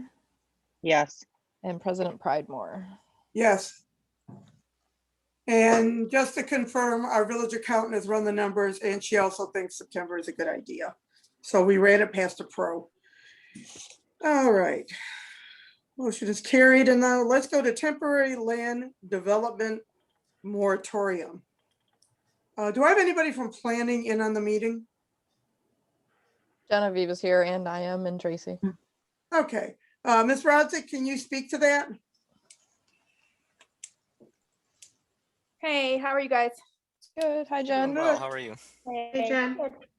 Hey, we really we had to cancel our meeting because of the closure, and when we rescheduled our meeting, we didn't address this. So planning, for the most part, has not been brought up to speed on this yet. It, as mentioned, would you like me to go further, or would you like that discussion to take place at the planning table first? Okay, so planning hasn't had a chance to discuss the moratorium? No. Okay. Okay, why don't we table this until next month, but just kind of give us an overview of what it is. Well, planning at this time is in the process of reviewing our master plan and updating our master plan. Within that is reviewing the zoning and reviewing what's taking place in the village. And maybe if we want to relook at how some of these properties are currently zoned. So, and do we want to take advantage of this time to possibly look at our building codes as well? I believe, Sean, if you're in there, correct me if I'm wrong, building codes would be a council look at, and then the zoning would be a planning look at. Is that correct, Sean? That's correct. Okay, thanks. And so what we would do is place this moratorium and put this moratorium in place for a period 60, 90 days, not, you know, a reasonable amount of time, 60 days to get our stuff together, decide, and that way it prevents someone from coming in and potentially getting in under the wire before we have a chance to improve or change or revise what we'd like to do. And did I understand that several communities use this as a tool to kind of revisit the master plan as things change so that the community can fully realize a vision for the village? Correct. It has been used in other communities to just sort of take a stop, take a pause, and really focus on those things that we want to focus on. And so from a planning perspective, in our last meeting that we had, that was not that Zoom meeting the other night, you know, I'd asked all the planners to sort of review the zoning in the community and, you know, reevaluate. It's been that way for a while. And, you know, is that still what we envision for that area? And then at the same time, in regards to council, it would be an opportunity for you guys to review building code to see, is this something that we can or want to improve upon through ordinances and such. Now, this would have zero impact on any builds that are current or permits that were already issued. Is that correct? Yes, correct. Okay. So anybody, for example, the store that's being renovated at 27 in Gratiot would still be able to move forward. 27 in Gratiot would be able to move forward. Pembroke would be able to move forward. Okay. All right. Did somebody want, Sean? I was just going to piggyback on that, if a property owner has what's called a vested interest in the zoning classification, so that would be Pembroke because there's a PUD on that. And then obviously Meadow Creek, the mobile home park. Yeah, so even if they haven't started building, because they have what we call a vested interest in that zoning classification, the moratorium could not apply to them, but beyond that. Okay, great. Thank you. Okay, we're going to table this until next month, and then as Ms. Rodzik and the Planning Commission come to a decision, you can let us know, correct? Yeah, absolutely. Thank you. Yep, thank you.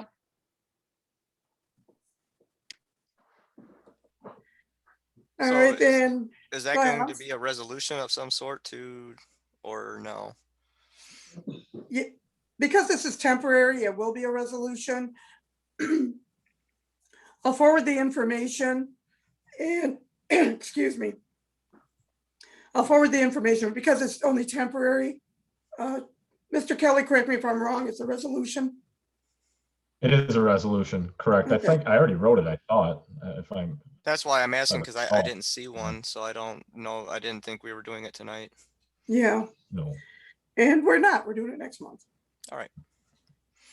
Well, before is that the pleasure of council that they want to move forward with that? The only reason I ask, I just like when we put a group of people to do work that doesn't get followed through with. So planning hasn't had a chance to meet. And this would first come from the Planning Commission. Okay. So when you guys can get together and give us an informed decision on if this is something you want to do, then it comes back in front of council. So we're going to put you guys to work first, and then we go to work. Does that make sense? With this was, it was on the agenda when we thought planning could get together, but it didn't work out that way. So we're going to table it until next month. Any other questions or concerns? It wasn't even on the agenda for planning prior to the canceled meeting, I don't think. Okay, well, it will be now. Get ready. For Trey, if I may, there was no planning agenda put out prior. We got shut before the planning agenda was posted and shared. Okay. Okay, the fireworks contract. As you all know, New Haven puts on a fireworks show. We got the standard price that the technician has been giving us for years, $10,000. I did reach out to Lennox Township to see if they wanted to split the cost. I have not received a reply yet. I asked them almost 2 months ago, so I don't think I'm going to get a reply. So we do have an Independence Day celebration scheduled for July 9th. And the fireworks comes in at a price tag of $10,000. So I'm asking council's permission to hire the pyrotechnician for that amount. Any questions? Have we ever shopped around on that to see if there's any other better deals out there with that? I'm just curious if. Yeah, I was told a couple of years ago, but this guy was the most reasonably priced. And it's a lower rate because it's after the holiday. It's after the 4th of July. It's July 9th. So, and we've worked with this gentleman for years. He puts on a great show for the price. So, we're satisfied with him. He's been a longtime vendor, but I think I understand a couple of years ago, maybe more than a couple of years ago, they got competitive quotes. So, I mean, certainly if you don't want to approve it, but the holiday's coming up. So. President Primer, when was the last time you reached out to Lennox for this? Then again, I sent the initial request 6, maybe 7 weeks ago, and I did get a response saying it had to go up in front of council, and their council has met since then. So I certainly can reach out to them again. Yeah, I would feel more comfortable because 10,000, I mean, I think they're probably pitching again like they did all the other years. So just reach out again, I think, maybe. Sure, absolutely. Fingers crossed. Yeah, we hope. Yeah, I think it's definitely a little late in the year to look at competitive again, but I definitely would like to take this on in the future. I do have some in-runs around on the fireworks thing that's a good price, but I think we can get a lot more for 10,000. But I think it's a little late to try to do something like that now, especially for July 9th. People normally book a year out for those. So. Right. Yeah, we were lucky to get him. I think he had a cancellation. So Yeah, we were lucky to get him. that makes sense. July 9th has got to be a hot date. So. But definitely next year, we can start early and get some competitive pricing. Yeah, I'll actually start looking this year for next year. Sounds So, good. all Thank right. you. Is Yeah. somebody's house on fire? I was just. No, that's actually. I know. I was thinking, was it my house? I know Somebody that's needs like, to go? The fire department's getting a tone right now, and you can hear it in the background of my house. Oh, okay, So, that explains it. Okay. Yeah, no, to the point about the vendor though, normally we do book them for later in July. So I think that we're kind of fortunate that they were able to fit us in for July 9th. I do think maybe the competitive bid would be a good idea for next year's show, if we do choose to do one for next year. Sure. But even that said, I mean, I don't know, personally, maybe I'm biased, but I've always been very, very impressed with this vendor and his show. It would be nice to split costs with Lennox Township, but I think that admittedly the village reaps most of the benefit of the fireworks show. I personally would feel comfortable with moving forward with the village footing the $10,000 instead of splitting it. or, you know, us footing the bill and seeing if Lennox Township wants to chip in. But either way, I wouldn't really, if Lennox Township doesn't want to chip in, I wouldn't necessarily let that be a deterrent to having the fireworks show, in my opinion. It's such an important community event. I've had a lot of residents already reach out saying, are we having fireworks this year? The community loves the event. So I think a motion is ordered to approve the fireworks contract for $10,000. Do I have a motion?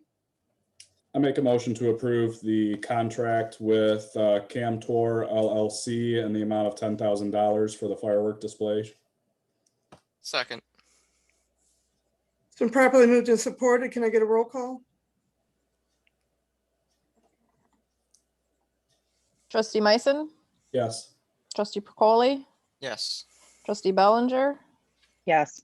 trustee Bunkowski, Yes. trustee Colley, Yes. trustee Guerrero, Yes. and President Pridemore. Yes. And again, I will reach out to Lennox Township again. Thank you. Okay, attorney items, revision to the fireworks ordinance. If I could speak to this very quickly, it might save a little bit of time. When in reviewing the fireworks ordinance and in engaging the services of the pyrotechnician for this year, we reached out to the school to see if we could use the high school parking lot. And they requested proof of insurance, new forms. So it generated a whole new permitting process that we have to go through now every year to supply the school with our liability insurance, to supply the school with the insurance carried by the pyrotechnician. So we need to revise our fireworks ordinance that will include that permitting process that we're going to need going forward. Mr. Kelly or Mr. Addis, did you want to add to that?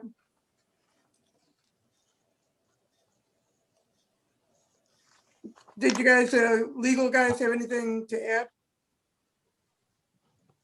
If that's what it takes, President Pridemore, then, I mean, we don't have any objection to that. Obviously, there's nothing in the state fireworks statute that says otherwise, as far as this is concerned, in this limited circumstance for a contract for the village itself to put on a show.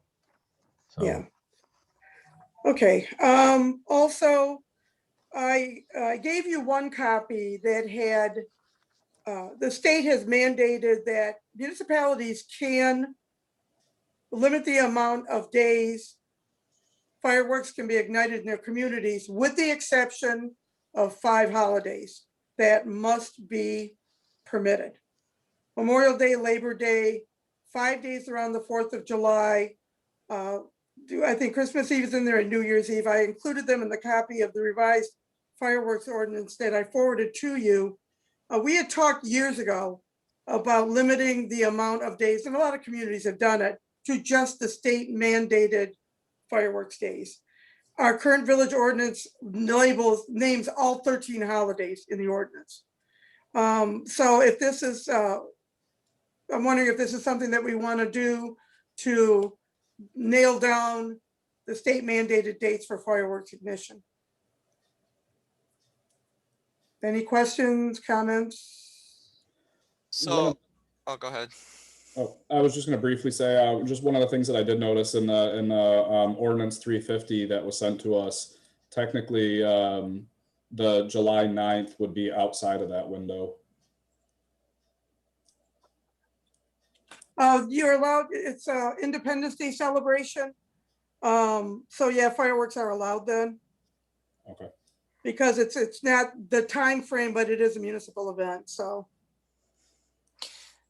I have a quick, am I reading it correctly? I don't know if low impact fireworks but it's, if I were to go to Phantom and buy a firework that goes up in the air and goes boom, do I have to get a permit even on those days? Is that what this ordinance is saying? You know what? That's the old language. And I think low impact fireworks are defined on the state website.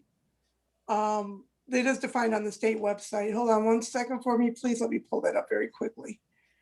I don't remember the ordinance as it's currently written having anything to do with permitting. I think it was just about. Yeah, the permitting is only for the pyrotechnician. Right. So this is, so the way it's defining fireworks here is not residential fireworks where I go to the store and buy them. Right, absolutely Well, not. No. I'm not, are you sure? Yeah, no, the permit that's written, so I was the one that actually brought this ordinance forward when we first brought it in. This ordinance was more about the restriction of when fireworks can be set off within the municipality. So it is absolutely for like residential fireworks, people shooting off fireworks in their backyard or, for their neighbors. And trying to limit the times to coincide with what the state had defined for dates of shooting off the fireworks. Okay, because so I'm focusing on section 4, bullet point 2, then where it says the use and display of fireworks and pyrotechnics shall require a permit issued by the Village of New Haven. Applications for the permit shall be made minimum of 30 days prior to any scheduled use, et cetera, et cetera. Right, that's fireworks and pyrotechnician, not. Yeah, maybe I can be of some assistance here. So Okay. display fireworks, it says display fireworks. That's Yes. actually that's actually a defined term, and the term display fireworks means large fireworks devices that are explosive materials intended for use in fireworks displays. So I'm thinking that's like serious commercial stuff, not even stuff that you can buy. Okay. Yeah. Also, I did draft one other change in the language, and it's very minor. When it said that they shall not ignite or discharge or used on any public property, including public streets and sidewalks. That is state language. Our old ordinance said public ways. So I think I just changed it out to say sidewalks, which reflects what the state has in their language. But other than that, nothing else has really changed. So what this amended ordinance would do would be putting the permitting process in place in the ordinance, since we're going to need it going forward, and limiting the amount of days that fireworks can be ignited in the village to comply with the state mandated minimums. Any other questions? Go ahead. Yeah, I think section 4, that's not exactly what it says, right? I mean, it says no person shall ignite, discharge, or use fireworks within the village limit at any time except that, right? And then it says display. So normally display fireworks is a category of gunpowder, right? So it would specify whether it's commercial grade or consumer grade. So consumer is exactly what Mario was talking about. I think this is requiring, the only thing that kind of contradicts it, it says this section shall not apply to low impact fireworks. I'm not sure exactly what low impact fireworks are, but did you look at the state rules about fireworks? Oh yeah, I do. Those I do are defined in fireworks. the ordinance as well. Yeah. Yeah. So low impact is your fountains and stuff, and then your handheld sparklers. Yeah. I think from what I'm hearing, it sounds like really that and I apologize, because what I was saying earlier, I pulled up our current ordinance and realized the current ordinance didn't have the permit stuff. So now I'm caught up to speed. Maybe what it sounds like is section 4 bullet 2 should say the use of commercial display fireworks or something to that effect, or display fireworks of commercial grade or something like that. And just maybe to even clear up the confusion even more, usually when we had an amendment to an ordinance, we would have the old ordinance and it would be marked up with the new language in red or something along those lines, just so we could see what's already there and what exactly specifically is being changed. Yeah. That's what. Yeah, I didn't do that because I only added permitting and limited the days. Those are the only 2 changes. But yeah, going forward, yeah, you'll have to come in and show me how to do that. But yeah, I'll be glad to do that. But yeah, this really is just cleaning up, adding the permitting process and defining the state mandated days of December 31st until 1 a.m., Saturday and Sunday before Memorial Day until 11:45 p.m., June 29th to June 29th to July 4th until 11:45 p.m., July 5th, if it falls on a Friday or a Saturday, until 11:45 a.m., and Saturday and Sunday before Labor Day until 11:45 p.m. And that comes straight from the state website. Yeah, and and I'll be the first to admit, when I brought this ordinance, the original ordinance forward, when I joined council or early on in my council time, one of the things, admittedly, it was kind of a touchy-feely ordinance where, yeah, we're putting this in about not shooting off fireworks. The reality is, if somebody shoots off fireworks outside of these dates, what are the odds of Macomb County Sheriff's Department really going to be able to identify who shot off the fireworks and being able to act on it? We had that incident here in Decorah Park, and the house was pointed out by a neighbor, and the officer went and knocked on the door. They So did. there is, From what I understand, they just kind of slapped him on the wrist and didn't give him any tickets or anything. no, Upon a time, my husband got arrested 20 years ago. uh-oh, no, we're not going to talk Just for the about record. Sorry for another criminal day. record. No, the party in Decorah Park was issued a fine. Mm. So, no, there is enforcement. As with anything else, it's going to take a phone call to the sheriff's department to do it. But again, do we want to use the state mandated, the state required national holidays, or do you want to leave it open to 13 holidays?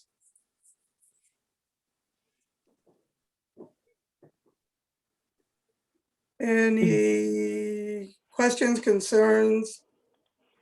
No, I don't have any concerns as long as this does not infringe on anybody's right to do their house fireworks on their land in accordance with the state law. If this is just giving us some teeth inside of that, I mean, there has been residents in the village that have fired off commercial grade fireworks, like 3 inch, 2 inches what you can buy, right? Anything above that is a commercial grade firework, and we've had people do 3 and 4 inch fireworks here in the village, and those And are random dates, yes. and those are dangerous, right? So, Yeah, and they are. I know Trustee Meeson knows I'm a pretty avid firework guy. So, I mean, I put out fire hoses and water the grass first and do the whole 9 yards. But yeah, it makes sense. I've witnessed and I've appreciated. I think we all have. I love blowing stuff up legally. All right. So, ladies and gentlemen, what is your pleasure about the revision to the fireworks ordinance?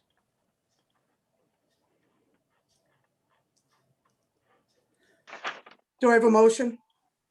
I guess can we have some maybe can we put some clarification in on that general prohibition for number 2 about the use of display fireworks and what and them being for commercial displays or public commercial displays or something like that, just to kind of clarify that somebody, to Trustee Colley's point, if somebody's shooting them off in their backyard, that's not necessarily requiring a permit.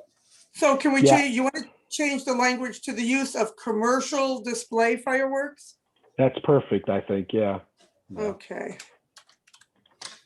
I think that gets after what Trustee Meeson and Trustee Piccoli were saying as well, so. All right. I just amended that and I will send everybody a copy. If you're moving forward, you're gonna need an ordinance number? Yes, I will. But do we want to move forward with this? If we do it now, it has to be published, and if we do it now, it will be published on time for the 4th of July this year. So do we want to adopt, what's the ordinance number? 379. Okay. If you want it by July, you still have next month's meeting, right? Will that fit inside the? The time frame, 40, no. 45 days, right? Right. And I have a question for Mr. Kelly. Our original fireworks ordinance was 350, I believe. What was it? Yeah, 350. Okay, do we keep issuing new ordinance numbers for the same thing, or can we just amend the existing ordinance? Yeah, if you're amending the existing ordinance, then it stays, the number stays the same, but the ordinance amendment would have a number itself, right? Okay. So that way you keep track of it. So this ordinance number 372 is the ordinance amending ordinance 350, but ordinance 350 stays 350 after amended. Okay, so we should use a new ordinance number for the amendment. Correct. Okay, okay. Thank you. So I need a motion to adopt ordinance 379. I make a motion that we adopt ordinance number 379, an ordinance to regulate the ignition and discharge of fireworks, both consumer and commercial, as permitted on specified days and times in accordance with state law, and to provide penalties for the violation thereof, as amended with the verbiage for general prohibition bullet 2 about commercial display fireworks. Or Been properly moved and supported. All those in favor? Aye. All those opposed? Motion is carried. Who was support on that, please? Karina Guerrero. Guerrero, okay.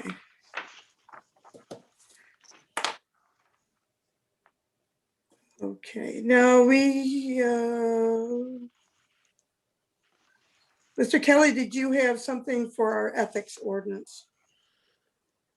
Would you like me to introduce it, President Pridemore? Yeah, please. Okay, so this is an ethics ordinance, an ordinance to establish ethical conduct for all village public officials and employees.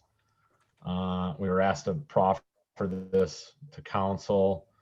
It's pretty, although it is, 9 pages long, it's pretty basic. I know that there's a number of these ethics ordinances that have been going around the state, and in particular Macomb County.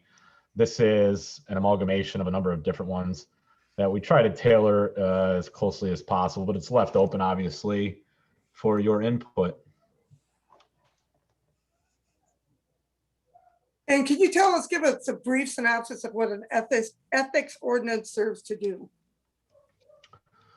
So it's one of those things where it's sort of like a stop sign, right? It's there. The people are going to not stop or not going to stop, whether there's a stop sign there or not. But I mean, for the most part, it's just to sort of provide parameters for conduct with public officials and employees. So everyone here has taken an oath of office. Everyone knows what they're supposed to do and those kind of things. But it really is a guide to make sure that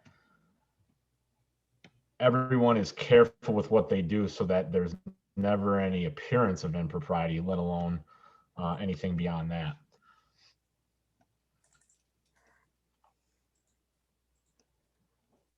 So, I mean, if you want me to get into the meat of it a little bit more, I can. If you want to just touch on some of the prohibitions that are mentioned in the ordinance, a conflict of interest. Yeah, I'm looking for, and specifically, I want to do the, there's a number of, The gifts is probably the one that this probably has the biggest impact, or like, I think from a resident perspective, right? Yeah, I think. Oh yeah, that's the one I'm going down to right here. I'm scrolling down. On page 2, that's what I read. Yeah. And, there's been a lot of people that have reached out to me since I've been on council about that particular topic. So I like that one.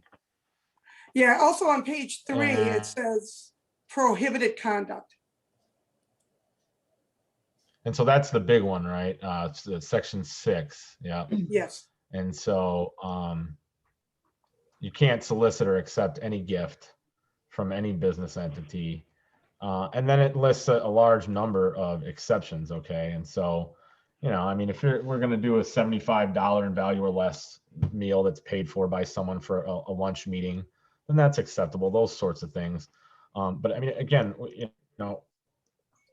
everyone knows that there's issues in Macomb County and throughout Michigan, Macomb County in particular, with a lot of things with quid pro quos. And so this is just a backstop for those kind of things to make sure that everyone's aware of what's going on. And this is important because in a lot of ways, it provides people with it, publicly elected officials and employees from not having to worry about what they don't know, right? It's listed here. So we know what we can do and what we can't do now. Right. And if the board does pass this, this ordinance, it will be a matter of business that every newly elected official gets a copy of it. Absolutely. Correct. And I personally like the, you know, the Board of Ethics and how it's been laid out where, you know, you have the staggered terms so that there's always, you know, somebody, it's constantly rotating through, you know, that it'll be residents that would be serving. You know, I wholeheartedly support this, you know, as somebody who is, you know, originally came onto council replacing somebody who was accused of taking bribes. You know, it's definitely something that I think that all municipalities should have in place. And most of them do. Now, I know all of you have read the ordinance. Do you have any questions or concerns about any specific section of the ordinance? You need clarification on anything? So this may be just the union steward and me coming out here, but section 9 penalties, let's say somebody does violate this and it says that they will can impose any sanction besides censure. What is the any other action that the board can take against a member who violates this this policy? Well, depending on how much they violated it. If we're talking large bucks, then we contact the Macomb County Sheriff's Department. But censure, because officials are elected, they're subject to censure. It would have to be, correct me if I'm wrong, Mr. Kelly, they would have to be actually convicted of a crime before they would be asked to resign the board. Is that correct? Not even being charged, but convicted. Is that correct? Sean, let me answer this. Okay, because I went through this in Macomb Township. To remove somebody from the board, you got to get the governor to agree. Yeah. Okay. And the governor almost never agrees. But you need to know that. We had this in Macomb Township with Dino Bucci or whatever. It's very hard to throw someone off, an elected official. On the other hand, you need to understand that bringing them up, making it known is important to the public. But it's very hard to remove them.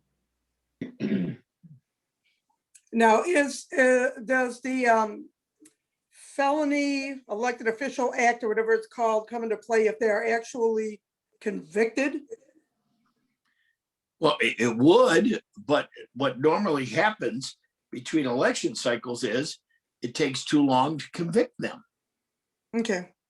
Okay. And do they have to wait until the election cycle before the prohibition to run? Exactly. Well, you're exactly right. If they could convict them that quick, it would come into effect, but they don't convict them that quick. Okay. So it's just at our end, it's censure. You censure. And that can be important in the public's mind. Okay. And do we have any other questions or concerns about the ethics ordinance? Ms. Woodsett, do I have an ordinance number? 380. And do I have a motion? I make a motion that we adopt ordinance number 380, an ordinance to establish ethical conduct for all village public officials and employees. Second. Been properly moved and supported. All those in favor? Aye. Aye. All those opposed? Okay, Paymar Courtney. I think this is just housekeeping. I think we approved changing the name of a street in our town to Paymar Court, and we never did it. Am I understanding this correctly? And we just need authorization to change the name to Paymar Court. I thought we did this. The resolution that, the resolution that was recorded, I recorded a couple of years ago. That is the resolution that already. So The we don't name's need. been changed. No, Okay. this, I don't, Yeah, I'm not sure why we were talking about this. I guess it was just, the last thing, I've been working on this for like a year and a half. The last thing we needed was a street sign out there. And then I was going to mail notice letters back to, there was initial notice letters that this change was going to happen after the village council voted for the name change back a few years ago. And so it let everyone know that it was going to happen. All of our mutual aid contracts, the United States Postal Service, basically anyone who'd ever need to know. And then there's other processes after that that I had to go through involving, contacting U.S. Geological Survey and Google Maps and Bing Maps and Esri, which is the base map for GIS and all that stuff. And so the last thing we need is a street sign out there, and then I can send the final letters to everyone. Okay, I've got it on my list That it's and done, and then it's done. I'll get a hold of DPW tomorrow. Okay. D, Parks and Recs ordinance amendment for recreational activities. In trying to schedule the July 9th festivities, I discovered that we did not have a mechanism in place that would legally allow the Village of New Haven to spend funds for community events like music in the park, movies in the park. Those things were funded historically from some donations, but some of the funds were coming from the Parks and Rec budget. And what this is doing, this Parks and Rec ordinance amendment, is finally legalizing our ability to expend taxpayer dollar for taxpayer benefit in community funds. I found a 1925 act that permits the use of what they call a public tax, which is not an increase in taxes. It just designates a portion of a mill for community events so that we could pay for music in the park, we could pay for movies in the park. The law that I found, I think that's the law that allows expenses up to designated funds up to 4 mills. Am I correct, Mr. Kelly? I think that's right. 4 mills. Yeah, that's Okay. the Michigan Special Tax for Advertising Act. Yeah. Yeah, but we, of course, we're not going to go that high. The accountant, Ms. Kazel, and I decided a 0.25 of 1 mil, 1/4 of 1 mil could be designated to fund community events. It is not a tax increase. It is just earmarking the funds that are already there to be spent in a legal manner. That's the only thing it's doing. Did everyone get a copy of the amendment? Yeah. Yes. Did anyone have any questions or concerns about it? So prior to this ordinance, we have every dollar that we spent on like music in the park was done illegally. I wouldn't say that. What we're doing is we're just, it's housekeeping. We want to ensure that what we're doing going forward is done within the parameters of the law. And it gives us the ability to slightly increase funding for more events. That's all it's doing. And again, it is no cost to the residents. We're just appropriately earmarking and labeling the funds that we can use for community events. And we all know how important community events are. That's all this is doing. We're putting a ring on it. So kind of what we were already doing, maybe without actually having it. Well, the budget we just approved did this, right? The budget we just approved took general fund money and put it towards Parks and Recs. You were always, under the Michigan Recreation and Playgrounds Act, the village was always authorized to do that, whether or not it was in an ordinance or not. Right. At all. So to answer Trustee Bacoli's question, no, it was never illegal because it was always authorized. This is just a clarification. The Special Tax for Advertising Act, those 4 mills, up to those 4 mills, that is a tax increase technically, but it doesn't have to be voted on or anything. It's not a violation of the Headley Amendment because it's specifically authorized in a statute. Now, if you want to earmark that out of general funds, you can, and it won't be a tax increase, but you could if you needed to. So is this ordinance just redundant with state law then? It's clarification, like President Pridemore said. It Okay. is and it isn't. It is sort of, but it's better to have this in here than not. Okay. Right. It's If going to help there- with audit, right? Say I'm that sorry? again? It's going to help with the audit, right? Yes, definitely, definitely. So it's going to put a defined amount of money we're spending on public events, so we can account for the money, so we know how much money we have in the budget and what kind of events we can fund. So, and again, I am convinced that we should not pass along any increase to the residents. It's just earmarking what we're already bringing in. So there is no tax increase for this.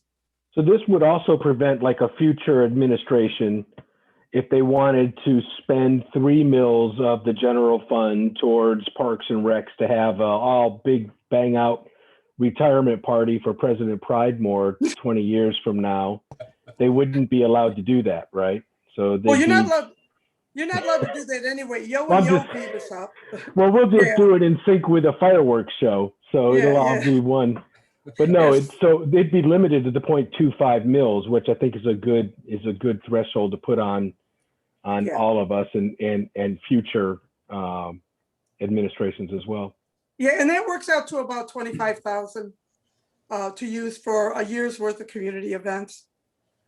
So, and of course, later on, if we say, well, the cost of fireworks has gone up, but the cost of something's gone up, you know, we could certainly change that amount.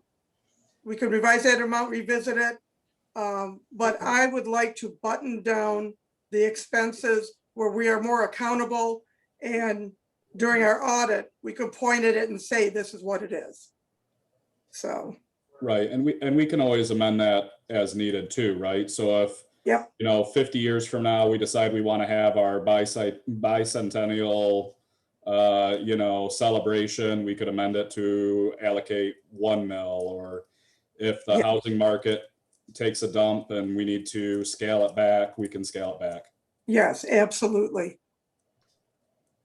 But yeah, I put out 0.25 of a mil. Again, that is certainly open. During the year, we'll monitor how much money is actually going out of this fund. And if we need to amend it, I'll bring it back up in front of council. But I'd really like to button down what we spend and what we spend it on, Sure. if that makes any kind of sense. Was there any other question or concern about the Parks and Rec ordinance amendment? Was the 25,000 about what we're spending right now? Yeah, that's a ballpark figure. If you factor in, if we end up paying 10,000 for the fireworks alone, then we've got music in the park. There's a cost to the projection and the screen. Certainly, if we don't spend all of the money, we can revisit it, scale it back. I would like to leave this in place at least for 1 year to see what kind of events. Of course, with COVID, we don't know if we're going to have anything. But I'd like to get a snapshot of 1 year to see what the expenses are, and then we can revisit it and amend the amount as we see fit. But And yeah, does the $25,000, go ahead. sorry, No, go ahead. does the 25,000 or the 0.25 mils, is that also covering the funding that we just approved last meeting or the meeting before for the Parks and Rec to have the $60 per meeting? No, that's a separate issue. Okay, I just wanted That's to, just. I guess yeah, I'm more so wanting to make sure that we have enough. $25,000 for Parks and Rec, to me, at first glance, seems like that's not a lot of money, but maybe it is. I wanted to be cautious in spending, but like I said, this 0.25 is always subject to increase or decrease. We just have to review it, and we will be keeping track of all of the community events, and we're going to keep track of how much we spend, so we'll better know by the end of the year a ballpark figure and percentage. I think we have to go through the process before we can get a real estimate. Okay, So, fair enough. okay. Any other questions or concerns? Do we have a motion? Do we have an ordinance It's an amendment. We need an ordinance number 381. 381. And do I have a motion? I make a motion that we adopt ordinance number 381, an amendment to section 91-10 subsection D of the existing Village of New Haven ordinance number 339, intended to identify and clarify funding sources for recreation goals. Support. And properly moved and supported. Can I get a roll call on this? Trustee Meissen, Yes. trustee Bunkowski, Yes. trustee Bellinger, Yes. trustee Guerrero, Yes. trustee Colley, Yes. trustee Procoli, Yes. and President Pridemore. Yes.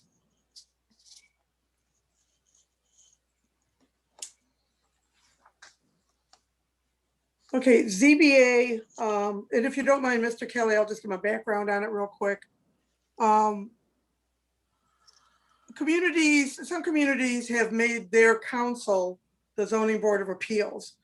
As you know, people go in front of the planning commission and they ask for either variances, special land use, and if they're told no at the planning level, then they go to a zoning board of appeals. Smaller communities like ours have faced some historic challenges in trying to get the thing populated. We have people leaving, people moving out of town. I think currently we have 4 members, or do we have 5? Ms. Bellinger, are you on the ZBA?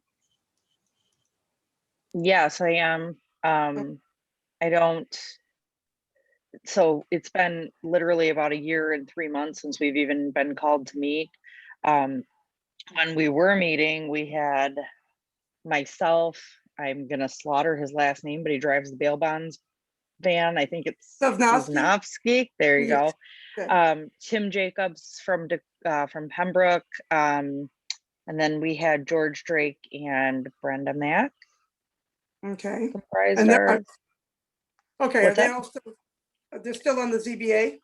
Well, so what I will say to that is that the last 2 or 3 times we met, I don't think Brenda attended at all. I think she confirmed she was going to, and then never showed up. So I'm not really sure what was happening with that. But I do know that at least one of those last couple of meetings she confirmed and then didn't show. George always showed up, and everybody else is still interested.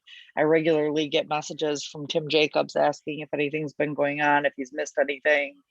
So I think they're all engaged. Of course, I am as well, but I just don't think we've had then I guess I shouldn't say that we haven't had the need for it. We actually had Norm from Wise Buys in front of us at one point for a variance that he was supposed to do some follow-up by planning and then come back to us, and he didn't. And I think he got some code violation citations for just doing some of that stuff without the permission. But obviously last year put a bit of a hold on some of those things, and so yeah, I mean, everybody to my knowledge is still engaged with the exception of Mrs. Mack, and she may still be interested. There you go, Jeanette Mack. Chris just texted me to correct that, so and she may well still be interested. I don't, we don't meet a ton anyways. So with the exception of those couple of meetings, but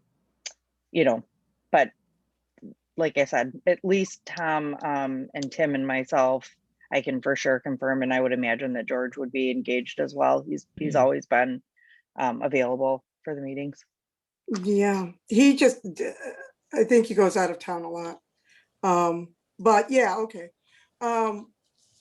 But if we decide, yes or not, to have council assume the duties of the zoning board of appeals, that also gives council the ability to vote on a direction of growth and what is permitted in the village and not.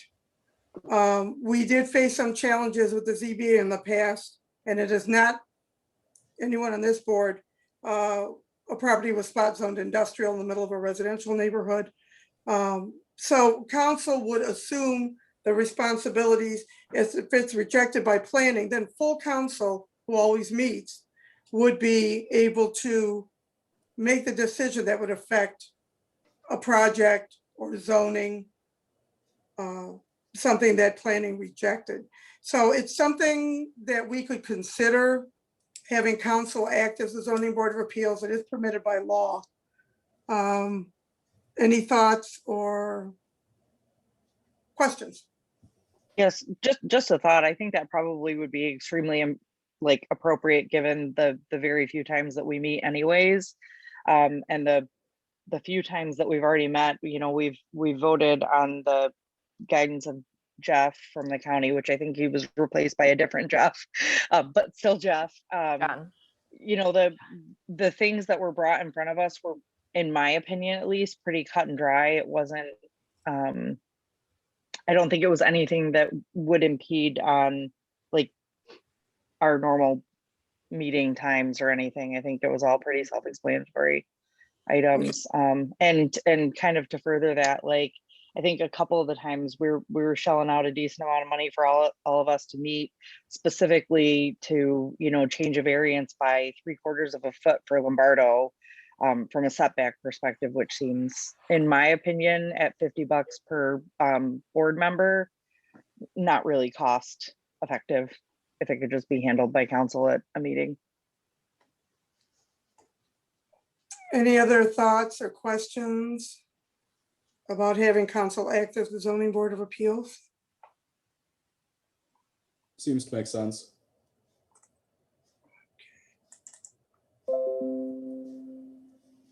Sorry about that. Did everyone read a copy of the ordinance that was forwarded to you as a suggested ordinance to Yes. have the, so were there any questions or concerns about the formatting of the ordinance? So Okay.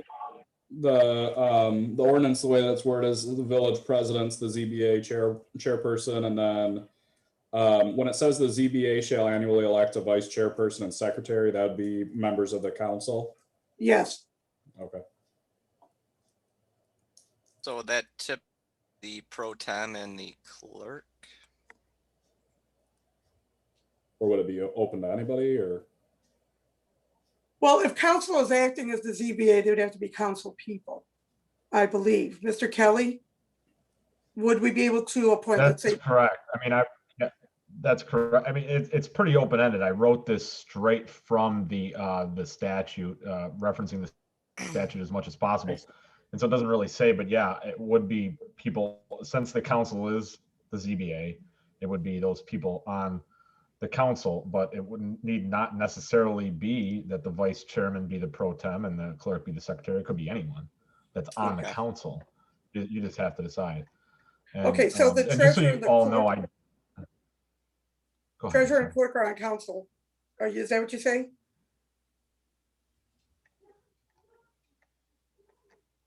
Oh yeah, no, I'm sorry. My internet's so bad. So, yeah, I mean, because it's bad right now and I apologize. So you guys are like stopping and then catching up and I don't know if I am or not as well. As far as that goes, it never references whether or not it's actually a voting member of the board. Okay. So, okay. Now, in this case, would the member of council that is on the planning commission, should they be exempt from this?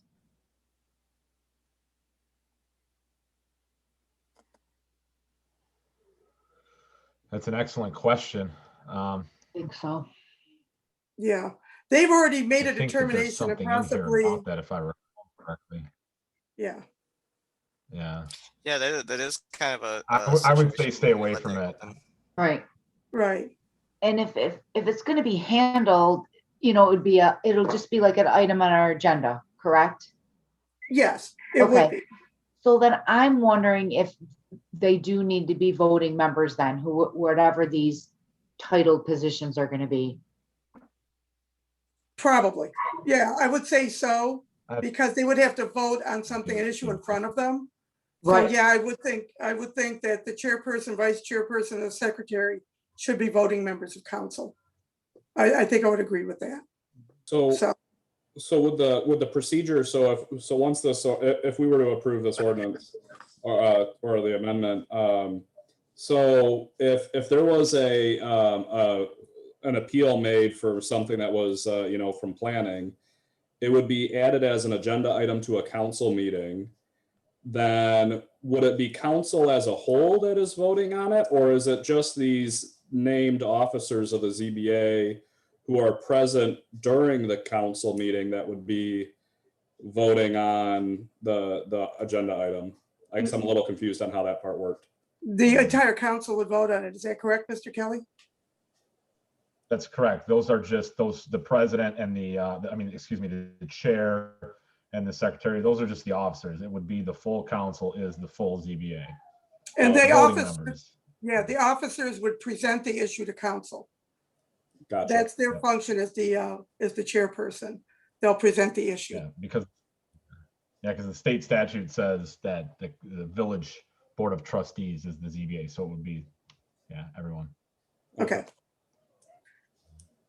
Well, as far as minutes would go, if the clerk isn't the secretary, then somebody else would take minutes for that section. Sure, the chairperson would do that. I know, but it would not be part of council minutes because. Yeah. Right, no, it I would be know. part- I It think would we be- run an area here where we did the let planning commission on council, and now this, I think it complicates the issue. I don't know. On the surface, I kind of like it, but if we have a functioning ZBA right now, I don't know why. Yeah, we have one now. In the past, there has been challenges getting people to come to the meetings. And it doesn't meet that often. But one of the concerns is if the ZBA approves something, that if it did come up in front of council, we would go no. We would have the ability to review what was rejected by planning. And all of us could make an informed decision instead of 4 or 5 other people that would make a decision to the best of their ability. But we would have the full council that would be able to say, this is what we want, or this is what we don't want. It's more people involved in it. And there's less probability of any vested interest from any member of the ZBA in getting something approved. And we've got a wonderful ZBA in place right now. I'm not tossing any stones. But going forward, we've had some issues with the ZBA in the past. So, but we would have more people, and council has always had the strongest voice in the way our community develops, direction or development. So we would have a voice in somebody that wanted to appeal a decision by our planning commission. I mean, I'm just thinking about this in theory, right? The way we have it set up, we could actually have 4 members of council on planning, and then we would be doing our own appeal. Right. We can't have 4 members of council on planning. When did that happen? Isn't that what we did? Were we allowed to have council people on the planning commission? It's one appointee from council. Oh, okay. Just the lead. Did they ever have 4 people No, I on the was. planning? I'm thinking of the one where we had for the clerk or treasurer to be able to go to. I was just in my head, I thought it was just a council. Oh, no, I think that's a separate issue. Right. It's one appointee. But this is, and again, if we're going to add the caveat that a member of the planning commission shall be exempt from the officers being appointed an officer of the ZBA. Now, Or Mr. Kelly. participating. Huh? They wouldn't be allowed to participate. Well, that's what I was just going to ask Mr. Kelly. Would they be exempt from voting? They would have to vote against something they already voted on as a member of the planning commission. That's correct. So yeah, in that instance, they would not be able to. So and this does not have to be decided today, but we could add an amendment or a clause saying any council appointee to the planning commission shall be exempt from appointment as an officer and shall be exempt from voting on any matter brought before the ZBA. Does that sound equitable? That sounds good. Yes, I like that. Okay. I would like to do, I would like to do a little bit more research myself, just to see how I want to see real life application, maybe in some other communities do some nosing around and see what I can find. Sure, absolutely. Why don't we, can we table this until next month? Is that okay? Yes, please. Thank you. You guys yourself are making the agenda longer. I'm trying to shorten it. I know. So don't blame me. I know, but in all fairness, yes, we did get the information last week, but once you start talking about things, then that's when more questions surface, or Oh, sure. possibly someone else has a question that sparks something. Oh, yeah, you're right. So to have To do a little research is a good idea. right, right. Absolutely. Maybe more informational one month, and then the next month we vote on it when it's something new like this. Sure, we kicked it around. Now we're up to amendment to repeal of 305. Mr. Kelly, did you want to talk about this? I certainly can, President Pridemore. So this is, hold on one second, I apologize, I'm trying to catch up. An ordinance to repealing ordinance number 305. Ordinance number 305 was contract preferences for New Haven entities, and I believe it was called, if you look at the ordinance, it's like New Haven area or New Haven based business entities that were like based in Macomb County. And it basically set out that when bids were received for jobs or for whatever reason, really in the village, that those businesses that are based in New Haven would get, if they had an equal bid to the lowest bidder, they would actually get the contract. They would be deemed as a lower bidder. And then next in line in priority under the same scheme would be a New Haven area business, a business of Macomb County. And so my understanding from President Pridemore was that we want to look at eliminating those preferences. So I just drafted this real quick just to repeal the entire ordinance. There was really no way to draft around it. It was just get rid of the whole thing. So, and just as a point, so everyone knows in the background, when I do these, I know Trustee Meissen had brought this up. I do red line track changes versions. So I do 2 of them. You guys usually won't see them because I try not to clutter anybody's box up. But I mean, if that's something everyone wants, I can email them before the meetings or whatever if people want to see them. Yeah, I think a couple of years ago, council had talked about eliminating this caveat, but it never happened. So we're just kind of revisiting something that was brought up in front of council several years ago. We want the best for our residents. And I think kind of buttoning us down to giving it to somebody locally, certainly we will consider any competitive bid, from somebody local, but I don't think we should tie ourselves down to giving a contract because of their location. We experienced a problem with that with Main Street. And I think that we want to do the best that we can for our community at the most cost-effective price that we can. So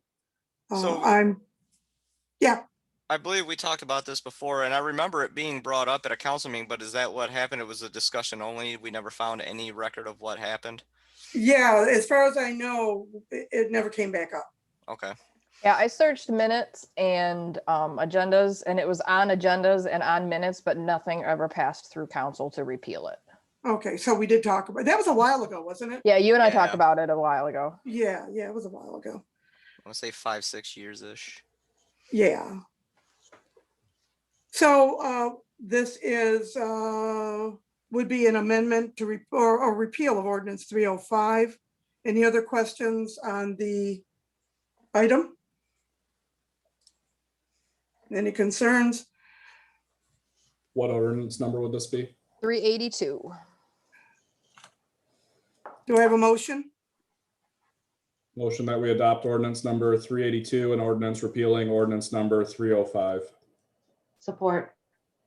It's been properly moved and supported. All those in favor? Aye. Aye. All those opposed? Motion carried. Item G, the marijuana caretaker ordinance. Everybody got a copy? Yes. Okay. I think the question here is this regulation that we want to pursue?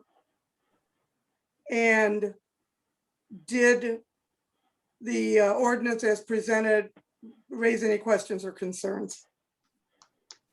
Good. It raised quite a few concerns for me. I'm all for maybe regulating at the local level, the commercial aspect of it, but the residential, I mean, to me, this seems a little too much a governmental overreach on people in their private house, on their private property. You can't smoke a cigarette on your property. You have to allow people in your house, from the local level when it's already mandated by the state. I mean, it's to me, this ordinance is too much. Okay. Anyone else? I go back and forth on it because on one hand, I can totally agree with what you're saying, Mario, about it's, with all due respect, none of your business what I do in my own home. But at the same time, I understand some other sides of it too, and that's regarding safety and things like that. I'm not sure. I know somebody talked about odors, but I mean, my neighbor can sit in their backyard and use, and the odor would be there. So I can't control that. I'm not sure. Is this talking about general? We already have ordinances for those things, for safety, for nuisances. So we've already have those on the books. So I'm looking at what this ordinance does differently than those. This is just about medical marijuana, not personal use marijuana, right? Right. This is about 72 plants being grown next door to you. Right. So I don't think it's overreach to go and say, I don't want my neighbor to have, more than 72 plants when I can have, I don't even know what it is. What can I have? 12. I think it's 12. Wow, that's a lot of pot. I think. I'm not sure. Anyways, I don't know. I don't know. I think that because I think this is taking a business aspect look at it more so than my personal aspect. Because I agree with Mario 100%. What I do in my house is nobody's business. But if what I'm doing in my house is a business, I've now kind of opened that door for the government overreach to come in and say that I can't have 5,000 plants in my house and then say I'm just providing it to people who have a medical marijuana need. You still can't have over 72 anyways. Without this ordinance, you still can't have more than 72. You still can't have 72 without regulation. The state regulates how many you can have for medical marijuana. Right, it's still regulated. Government is still involved in it. So I'm asking about what this ordinance on top of anything else, the non-redundancies is what I'm looking at. Okay, the only thing that this really does is, because so many of these businesses pop up with no permitting, they go to DTE and they say, I want to increase the amperage in my house from 200 to 400. Mm-hmm. And that does cause a safety concern because there've been house fires. And the way the houses are positioned in Amherst and Decorah and everywhere else, one house goes up, hopefully the next house doesn't, because it's right there. And they follow our permit process for that. What? You would have to follow the permit process for that to change that. So we already have something in place. We don't have anything that says that would prevent growers, the caregivers, they can grow up to 72 plants from moving into residential neighborhoods next to schoolyards, next to churches. There's nothing to regulate that. This is a totally different issue than recreational marijuana. It's permitted at a different level. And I've had a hard time explaining it to people that are calling, because we do have some people calling. I had a real estate agent call and say that he has a client looking to purchase a house in the Amherst subdivision, and he wants to grow medical marijuana for 5 patients. Did we pass an ordinance regulating location of these caregiver operations? Because like, as I said before, a lot of communities are passing these and kind of it's narrowing the field of who's allowing it. So we're getting more calls in the office about it. We're not getting flooded, but we're getting maybe 2-3 calls a week. People interested in buying a home in our subdivision and growing 72 marijuana plants. The issue here is, again, they are not regulated for odor mitigation. For what? Odor mitigation. Mm-hmm. We have an ordinance for that, though. How many can I You mean the grow? generic nuisance one? Yeah. Yeah, it doesn't cover this specifically. It's a very general nuisance ordinance. It's very general. But again, you know, this would help us to regulate increased amperage. It would help us regulate location. I would have loved to see something that would address odor mitigation. That is the biggest concern in any community. If you've ever smelled green marijuana and then multiply it by 72, you know, that's what you're asking your neighbor. Yeah, that's what you're asking your neighbor to put up with. But certainly we don't have to pass this. We can let our neighbors know that, you know, the guy next door to you is going to be growing 72 plants. He might increase the amperage, he may not. But yeah, he can do it next to a playground. He can do it next to a school. He can do it next to playgrounds. I mean, you know. How many I thought plants can that- I grow recreationally? 20, no more than 24, right?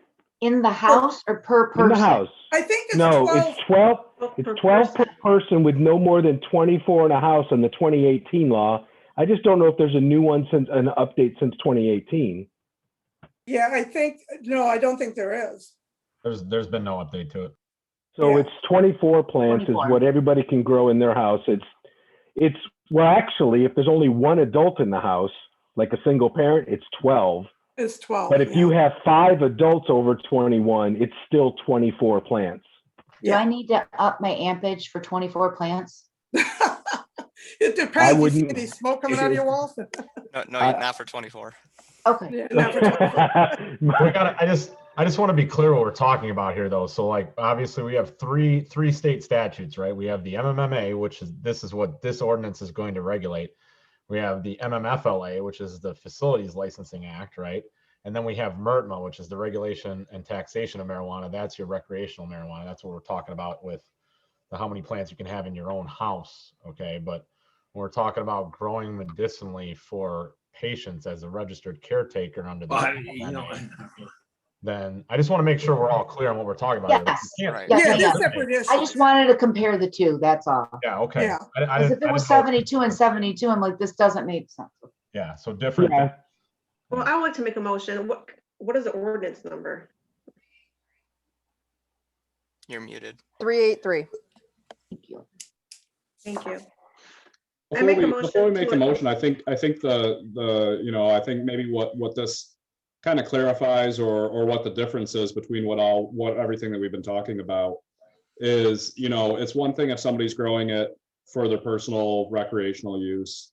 And it might be a different thing if maybe they're a caregiver, you know, if they're growing it for medicinal use.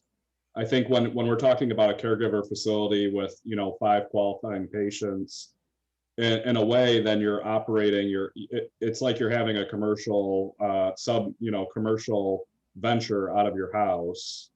So possibility of increased traffic, increased, you know, whatever. What if that I you sell wouldn't- Tupperware? What's that? What if I sell Tupperware? How is, No more than 72 pots and pans at one time. Exactly I'm right. just saying, I understand you're trying to, I'm not trying to be anti-against it. I just want to be sure about it, that's all. Yeah. If you with Tupperware, it could be a home business. Depending on how often you throw a Tupperware party, there could be in and out traffic. You would not have to increase the amperage. You would Right, I not just have. use traffic, so I want to pull the traffic piece out of it is I guess what I was trying to do. I think from a, You gotta pull the amperage out of it too, because we already Yeah, have well, that's what something I'm for saying. that. There wouldn't, And there you're just wouldn't be giving any. somebody 2 laws to ignore instead of 1. Right, I- no, that's what I'm saying, though. We would pull the amperage out of it, pull the in and out traffic out of it, because you hold the Tupperware party, you know, how often? Now, what about the odor for Tupperware? well, I talked to the code enforcement officer, and odor emitting from your property is odor emitting from your property. I cannot fill my yard full of compost and not expect to not get a citation for it. I would say there's another aspect of this we haven't talked, well, I think somebody brought it up earlier, but that's in emergency response to a home. If you're, you know, there's having somebody have a permit when they're gonna put a grow operation in of 72 plants is kind of substantial. And we want them, and I don't have the answer to what Mario's gonna ask is, don't I already have something that governs that? Because I don't know, but I do know that our fire department, I'll make sure I word this correctly, our fire department has been on calls on both sides of this, and there is a big difference to what's happening and how you maneuver in a house versus one and versus the other. Does this, I would hope that this would make that more official and more, I suppose, enforceable from a standpoint of keeping it under control. If you read the ordinance, it does say all that, like in number 16, it tells you about interior lighting shall be shielded and creating distraction and what else? Right, agreed. Equipment, the lighting, it has all that. Electrical, plumbing, mechanical permits shall be obtained for any portion of the building or structure. It defines everything in this ordinance if you really read it. It's a Right. cut and dry. I understand Mario, because like I said, I don't think that's marijuana, but I mean, there has to be some guidelines. I mean, it really does, but I think we should go move forward with the motion and you guys will agree. And then the standards, it says that this ordinance is in, I want to make sure I understand, section 3, standards. Well, what would be the difference if I grew 72 hydrangeas? They don't smell as bad. Okay, but we've already established that you can't have odor emitting from your property. Other than that, what else? How does it establish it? There's no state statute covering and regulating hydrangeas like there is marijuana. Marijuana is a different thing in kind. I think what you're trying to diminish is the effect that marijuana can have on a community. Mm-hmm. And I understand, you know, why you're doing that. It is now legal. It is now approved for recreational use. But I think as elected officials in the community, we have to look at the overall effect of residential communities. So if you're saying that it doesn't bother you that your neighbor could, with a couple of kids in the house, is going to have a guy next door with 72 plants with no odor mitigation, if that doesn't bother you, then you don't feel responsible. We have odor mitigation. I'll say that I'm diminishing it as much as you're amplifying it. Right. Well, I don't want to amplify it because I do understand that it is. Diminish it. Well, but you are. You're amplifying. Well, we could go back and forth for days on this. Maybe after the meeting, we'll do the tug of war. But I think what it boils down to is, do we want to regulate these facilities because of the types of maybe electrical changes to it, the lack of odor mitigation, the inherent in and out traffic, people just picking up what they are paying this man to grow for them. And to be honest, I'm surprised any of these are going up because marijuana is now legal. I'm kind of surprised that these kinds of operations are still in effect, but again, the field is narrowing. And if we don't permit, we'll be one of the communities that these people can purchase homes in our subdivisions and grow 72 plants.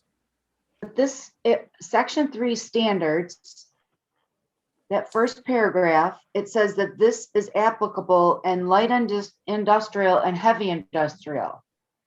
Right. Where does it say residential?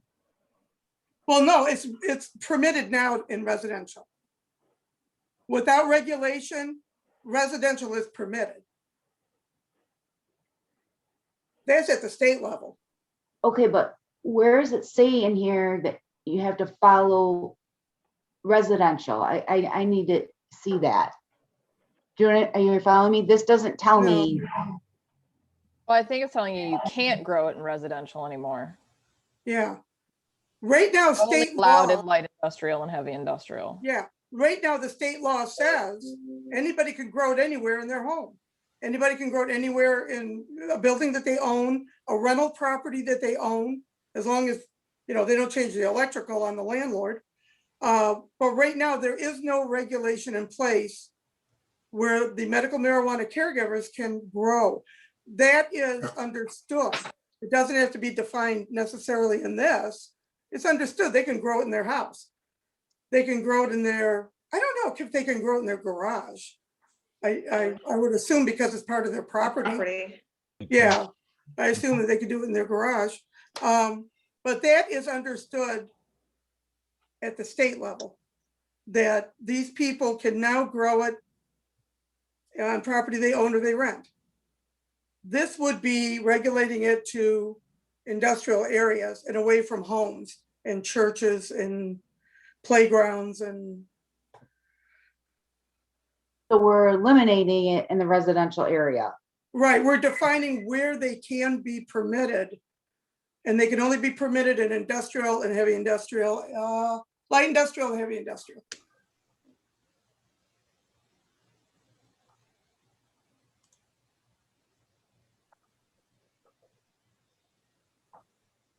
So how does this, I mean, I guess I'm kind of confused because on one term, we're trying to sell it that we want to have people pull the right permits so they have the right electricity and permitting in their houses, right?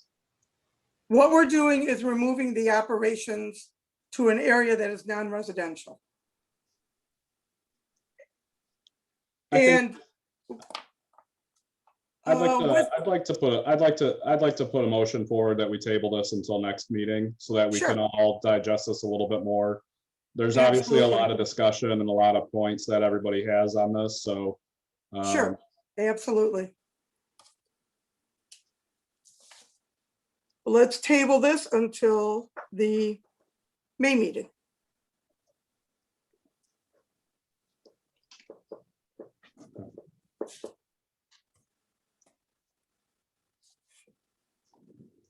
And if you want, we can schedule a workshop about this issue because there's a lot of back and forth about it. If it's up to you, let us know if you want to schedule a Zoom workshop. Okay, moving on. Street sign ordinance 125, amendment to allow decorative signs. Mr. Kelly? Yes, so as you said, President Pridemore, it's an amendment to ordinance number 125 intended to allow decorative subdivision street signs. And this is very simple for those subdivisions that want decorative street signs. They will be allowed, but they need to be maintained at the purchased and maintained at the expense of the neighborhood, subject to village board approval. And of course, we put the catch-all in there consistent with all village ordinances. Okay, Tracy, did somebody come to the planning commission about decorative signs? No, I asked for this because there's subs that have, how do I say this? There's subs that have decorative signs. If they need replaced, whose expense is that at? Because right now, we don't have any. You're not talking about street signs? Street signs, yep, like my street sign, if it gets broken, it's the village's responsibility to fix it because that falls under streets. But they're not the typical green and white, state approved signs. So we just need something in writing that says if a subdivision chooses to have a fancy sign, that's great. But any replacement comes at the expense of their homeowners association. Yeah. Yeah, this was brought up before, I want to say 3 or 4 years ago, and it was if the village is going to replace a sign, it's going to be the standard sign. And if the community in that area wants a different design, it's on their dime. Right, but we don't have an ordinance that says that, Mario, so that's why we need it in writing. Perfect. Yeah, and if I remember correctly too, one of the past planning meetings, there was discussions about wanting one of the builders to fancy up their signs for the new development in Pembroke and yada, yada, yada. That was it, yeah. Okay, so did everyone get a copy of the street sign amendment? Yes. Any questions or concerns? What ordinance number would this be? 383. Motion is in order. Make a motion to adopt ordinance number 383, an amendment to section 455-23 of the existing Village of New Haven ordinance number 125, intended to allow decorative subdivision street signs.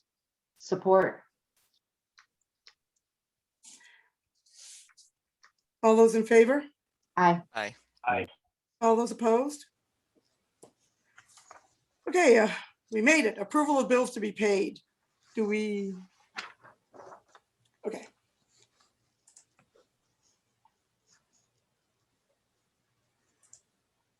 Hold on 1 second. Do I have a motion to pay the bills? Make a motion that we approve the payment of the bills to be paid for the month of April 2021 in the amount of $212,740.16. Support. Roll call, please. Trustee Meissen, Yes. trustee Colley, Yes. trustee Bellinger, Yes. trustee Guerrero, Yes. trustee Bunkowski, Yes. trustee Pricoli, Yes. and President Pridemore. Yes. Treasurer's report? The village assets total $4,904,826.35. I make a motion that we receive and file the treasurer's report. Second. Been moved and supported. All those in favor? Aye. Aye. All opposed? Clerk's items? Agenda items for the May 11th meeting due by May 1st, please. Okay. Planning Commission report, Ms. Bonkowski. As Mrs. Roddick said, we did not meet last week because of the state of emergency. So we are rescheduled for May. We rescheduled the public hearing for The May. public hearing for May, but our next meeting is going to be in May. We didn't meet Okay. formally again. Well, I guess we met formally, but we didn't do any business. Well, we set the public hearing, Right, but there was nothing additional. additional. Okay, now we have a Planning Commission opening. I believe the last date to submit an application was April 2nd. And who did we have apply? We had Mr. Chris Dilbert. Okay, Mr. Dilbert, would you like to say a few words?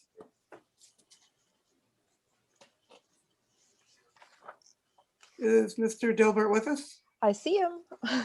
Hello? I stepped away. Maybe. Yes. No, I'm here. I'm There you sorry. are. Oh, there you are. There it is. They're still percent way. Good evening. Good evening. No, I think you see my application. I have a tremendous amount of experience. Having sat on the planning commission while it was years ago, and being a trustee and of course being the village president, my experience in and around the village of New Haven is very extensive.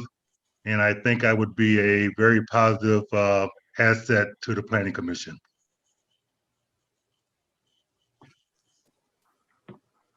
That's all I have to say. Okay, great, thanks. Okay, a motion is in order. I move Make to the appoint motion. Chris Oh, Dilbert to the planning commission. Support. Been properly moved and supported. All those in favor? Aye. Aye. Aye. All those opposed? Welcome to the Planning Commission, Mr. Dilbert. Thank you. Parks and Rec report. Easter egg roll was a huge success. It was very fun. Pretty much all the kids were like in the parade, not on the sidelines. So it was really nice because Tara ended up giving the bags after the parade. So it was a good turnout, a lot of fun. Good. Wonderful. Yeah, it was a great parade. And even for the people that could not attend, when the photographs went out, so many people loved the photographs and loved the idea that we were still able to celebrate Easter safely. So thank you to our Parks and Rec for coming up with that great idea. Okay, council rules of procedure. We've been batting this back and forth for a couple of months. Did everyone get the latest copy or the copy?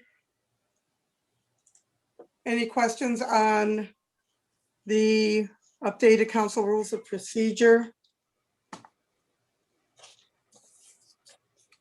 Okay, a motion is in order.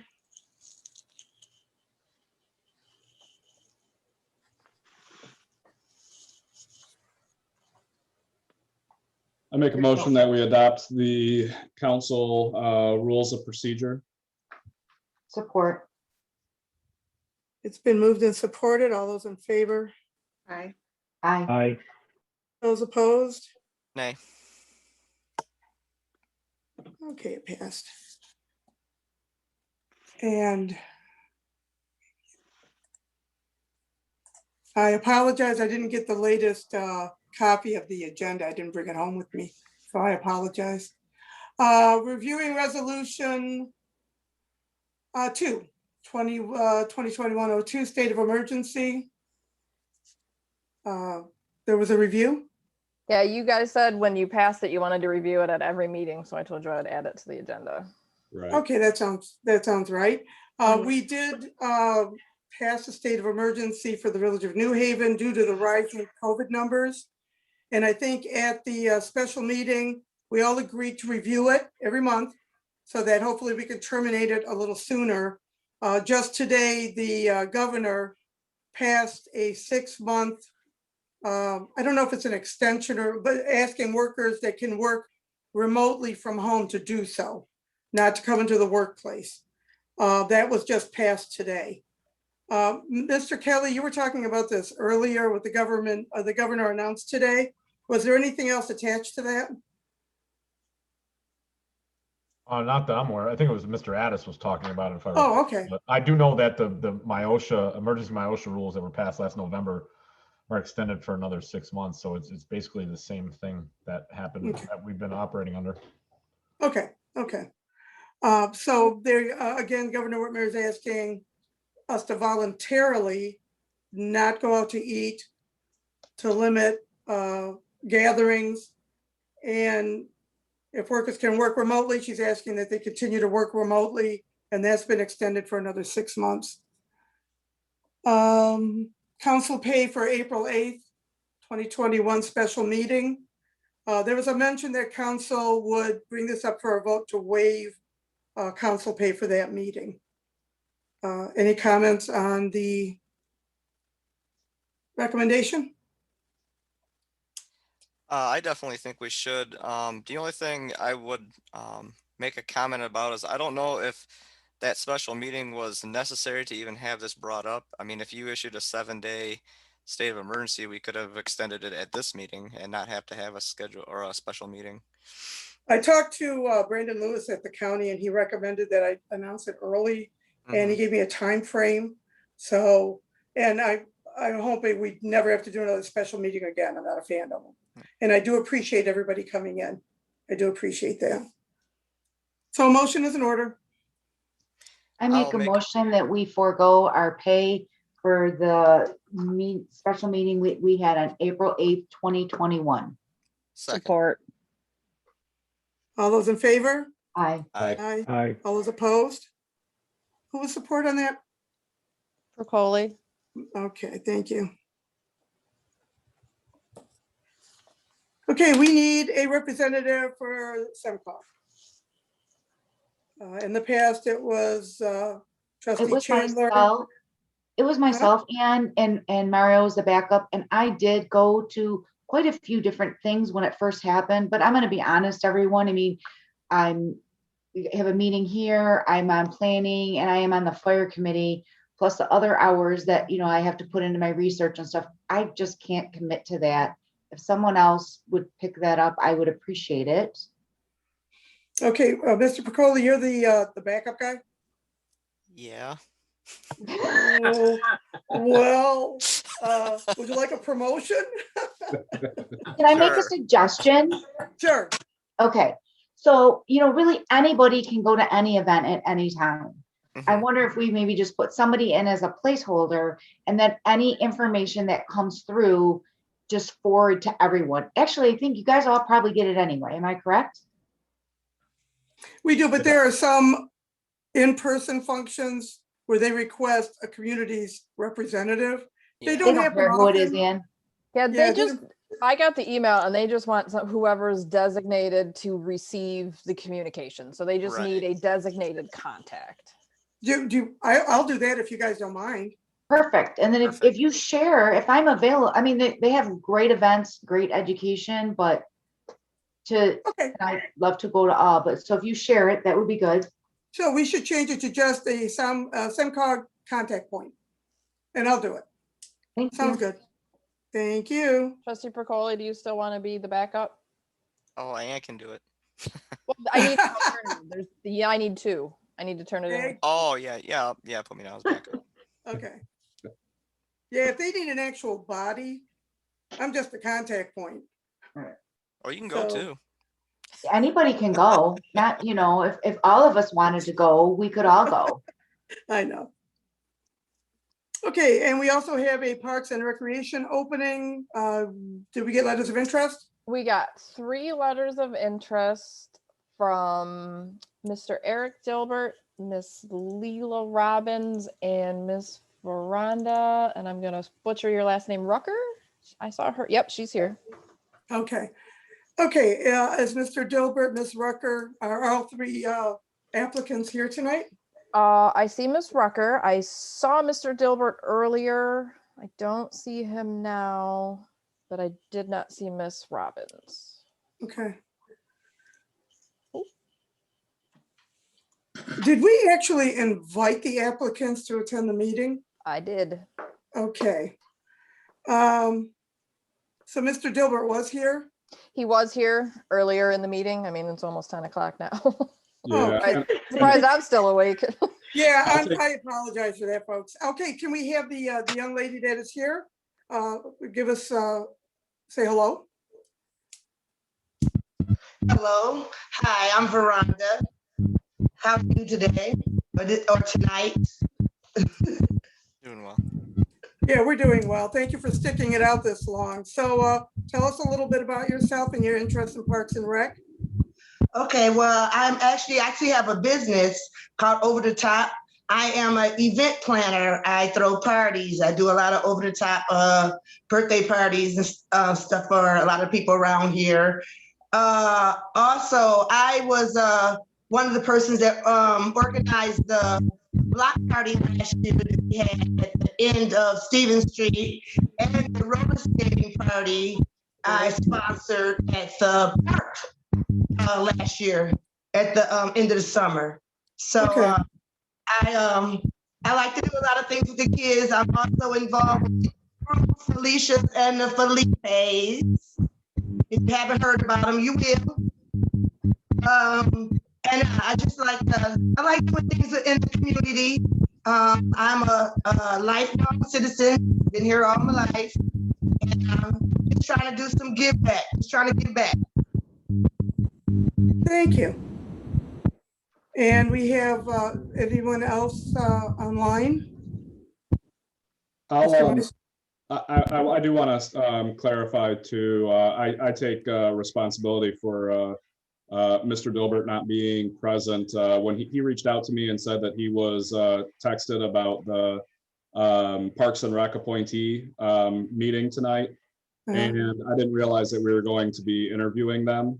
In the past, we had always just, said, hey, we've gotten, an applicant and, move forward with the appointing. So he might have dropped out based off of my feedback. So I apologize on that. I do want to say, as somebody who's been involved with some of the Parks and Rec events and whatnot. I definitely could speak on behalf of Eric Dilbert that he's been very involved in a lot of the community functions. The slow roll, he shows up to a lot of the events and helps out with the Parks and Rec events that have been going on. So he's already shown an interest in taking part in our village events and helping out. So it seems like he would be a good fit. Okay. Yeah, he also just helped out at the Easter egg roll. He also helped out passing out the goodie bags as well. Okay. All right, so we have 3 applicants for the Parks and Recs opening. Ms. Witsak, can you repeat the names, please? Eric Dilbert, Leela Robbins, and Veranda Rucker.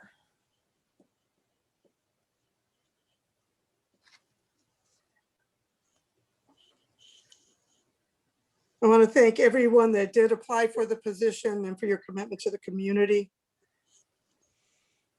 We're very lucky to have so many involved neighbors in our community.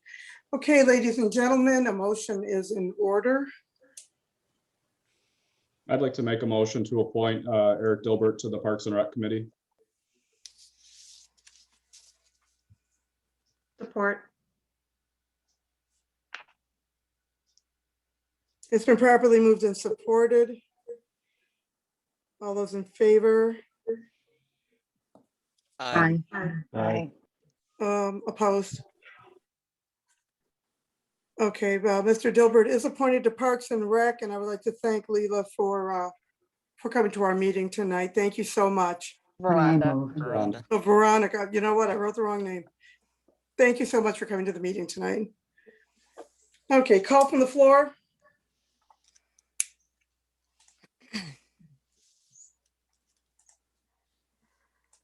If there's anybody that's a member of the public and would like to speak during the call from the floor, please unmute yourself or use the raise hand function or something to signify that you'd like to speak.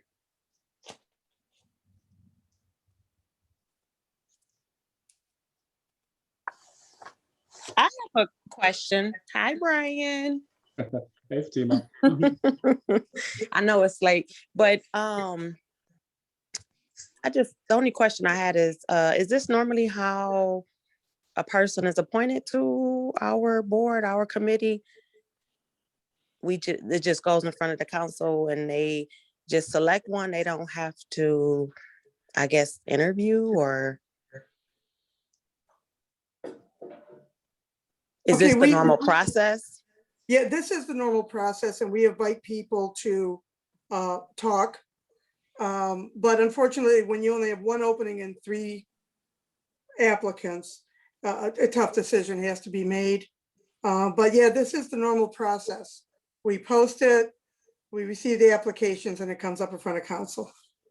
Oh, okay. Well, I just would like to state that Ms. Rucker was also, because I am on the Parks and Rec Committee, and I do thank Brian for acknowledging Eric Dilbert, but Ms. Rucker was also at all of the events last year for the slow roll, and I want to thank her for the movies in the park. I want to thank her, and she also participated in the parade for the Easter event this year, so I do want to thank her for that. Yeah, and we also want to thank her for that. We're so lucky to have so many citizens that do get involved in our civic events. So definitely a big thank you to Ms. Rucker. Yes. Call from the floor. Do we have anyone else? Call from the Sorry, table. I was on Oh, I'm mute. sorry. Is there a call from the floor? Doesn't look like anybody else is going off of mute. Okay, thank you. Call from the table. I'm sorry. I have one. President Pridemore called for the Ways and Means to meet. Am I chairing that? Is that what's happening here? Did we appoint a chair at the last Ways and Means Committee? Oh, was it Mark? It's me. So Yeah. do we so I- want to set a thank meeting you. now? Yeah, I'm sorry. I thought it was Mr. Procoli. Yeah, I forwarded the information to everyone else. Do we want to set up a meeting while we're all here and can? Yeah, do you guys want to set up the Ways and Means Committee meeting to review the contract proposals made by the Teamster rep today at the Village Hall? Can we exchange emails? I actually have a 10 PM appointment for a client that I had to push back to 10:30, and I don't have my schedule in front of me right this. Just I'll send out an email Okay. to the Ways and Means and get it moving, and we'll go forward. I got another item I want to put on that agenda as well. So I'll get that sent out to you two and get it over to Rachel so we can post it. Perfect. Okay. Call from the table? Regarding the Parks and Rec, committee opening, would it be feasible to expand the number of members that are on the Parks and Rec committee? Since we did actually have, more than enough interest. Sure, we can certainly explore that option, and that would be a great opportunity to get Ms. Rucker involved. Yeah, and I apologize to Ms. Rucker. I didn't realize, about her involvement with Sure. Parks and Rec. And we're always looking for great people to give us a help. So yeah, we can look at that and we'll see if there's any legal aspect to it. But yeah, I think that's a great idea. How many are on the Parks and Rec now? Is it a 5-member committee or I think it's 7. It's 7? It's 7? Yeah. So we can. when you're done here, Genevieve had her hands up for call from the floor. Oh, okay. Genevieve? Yeah.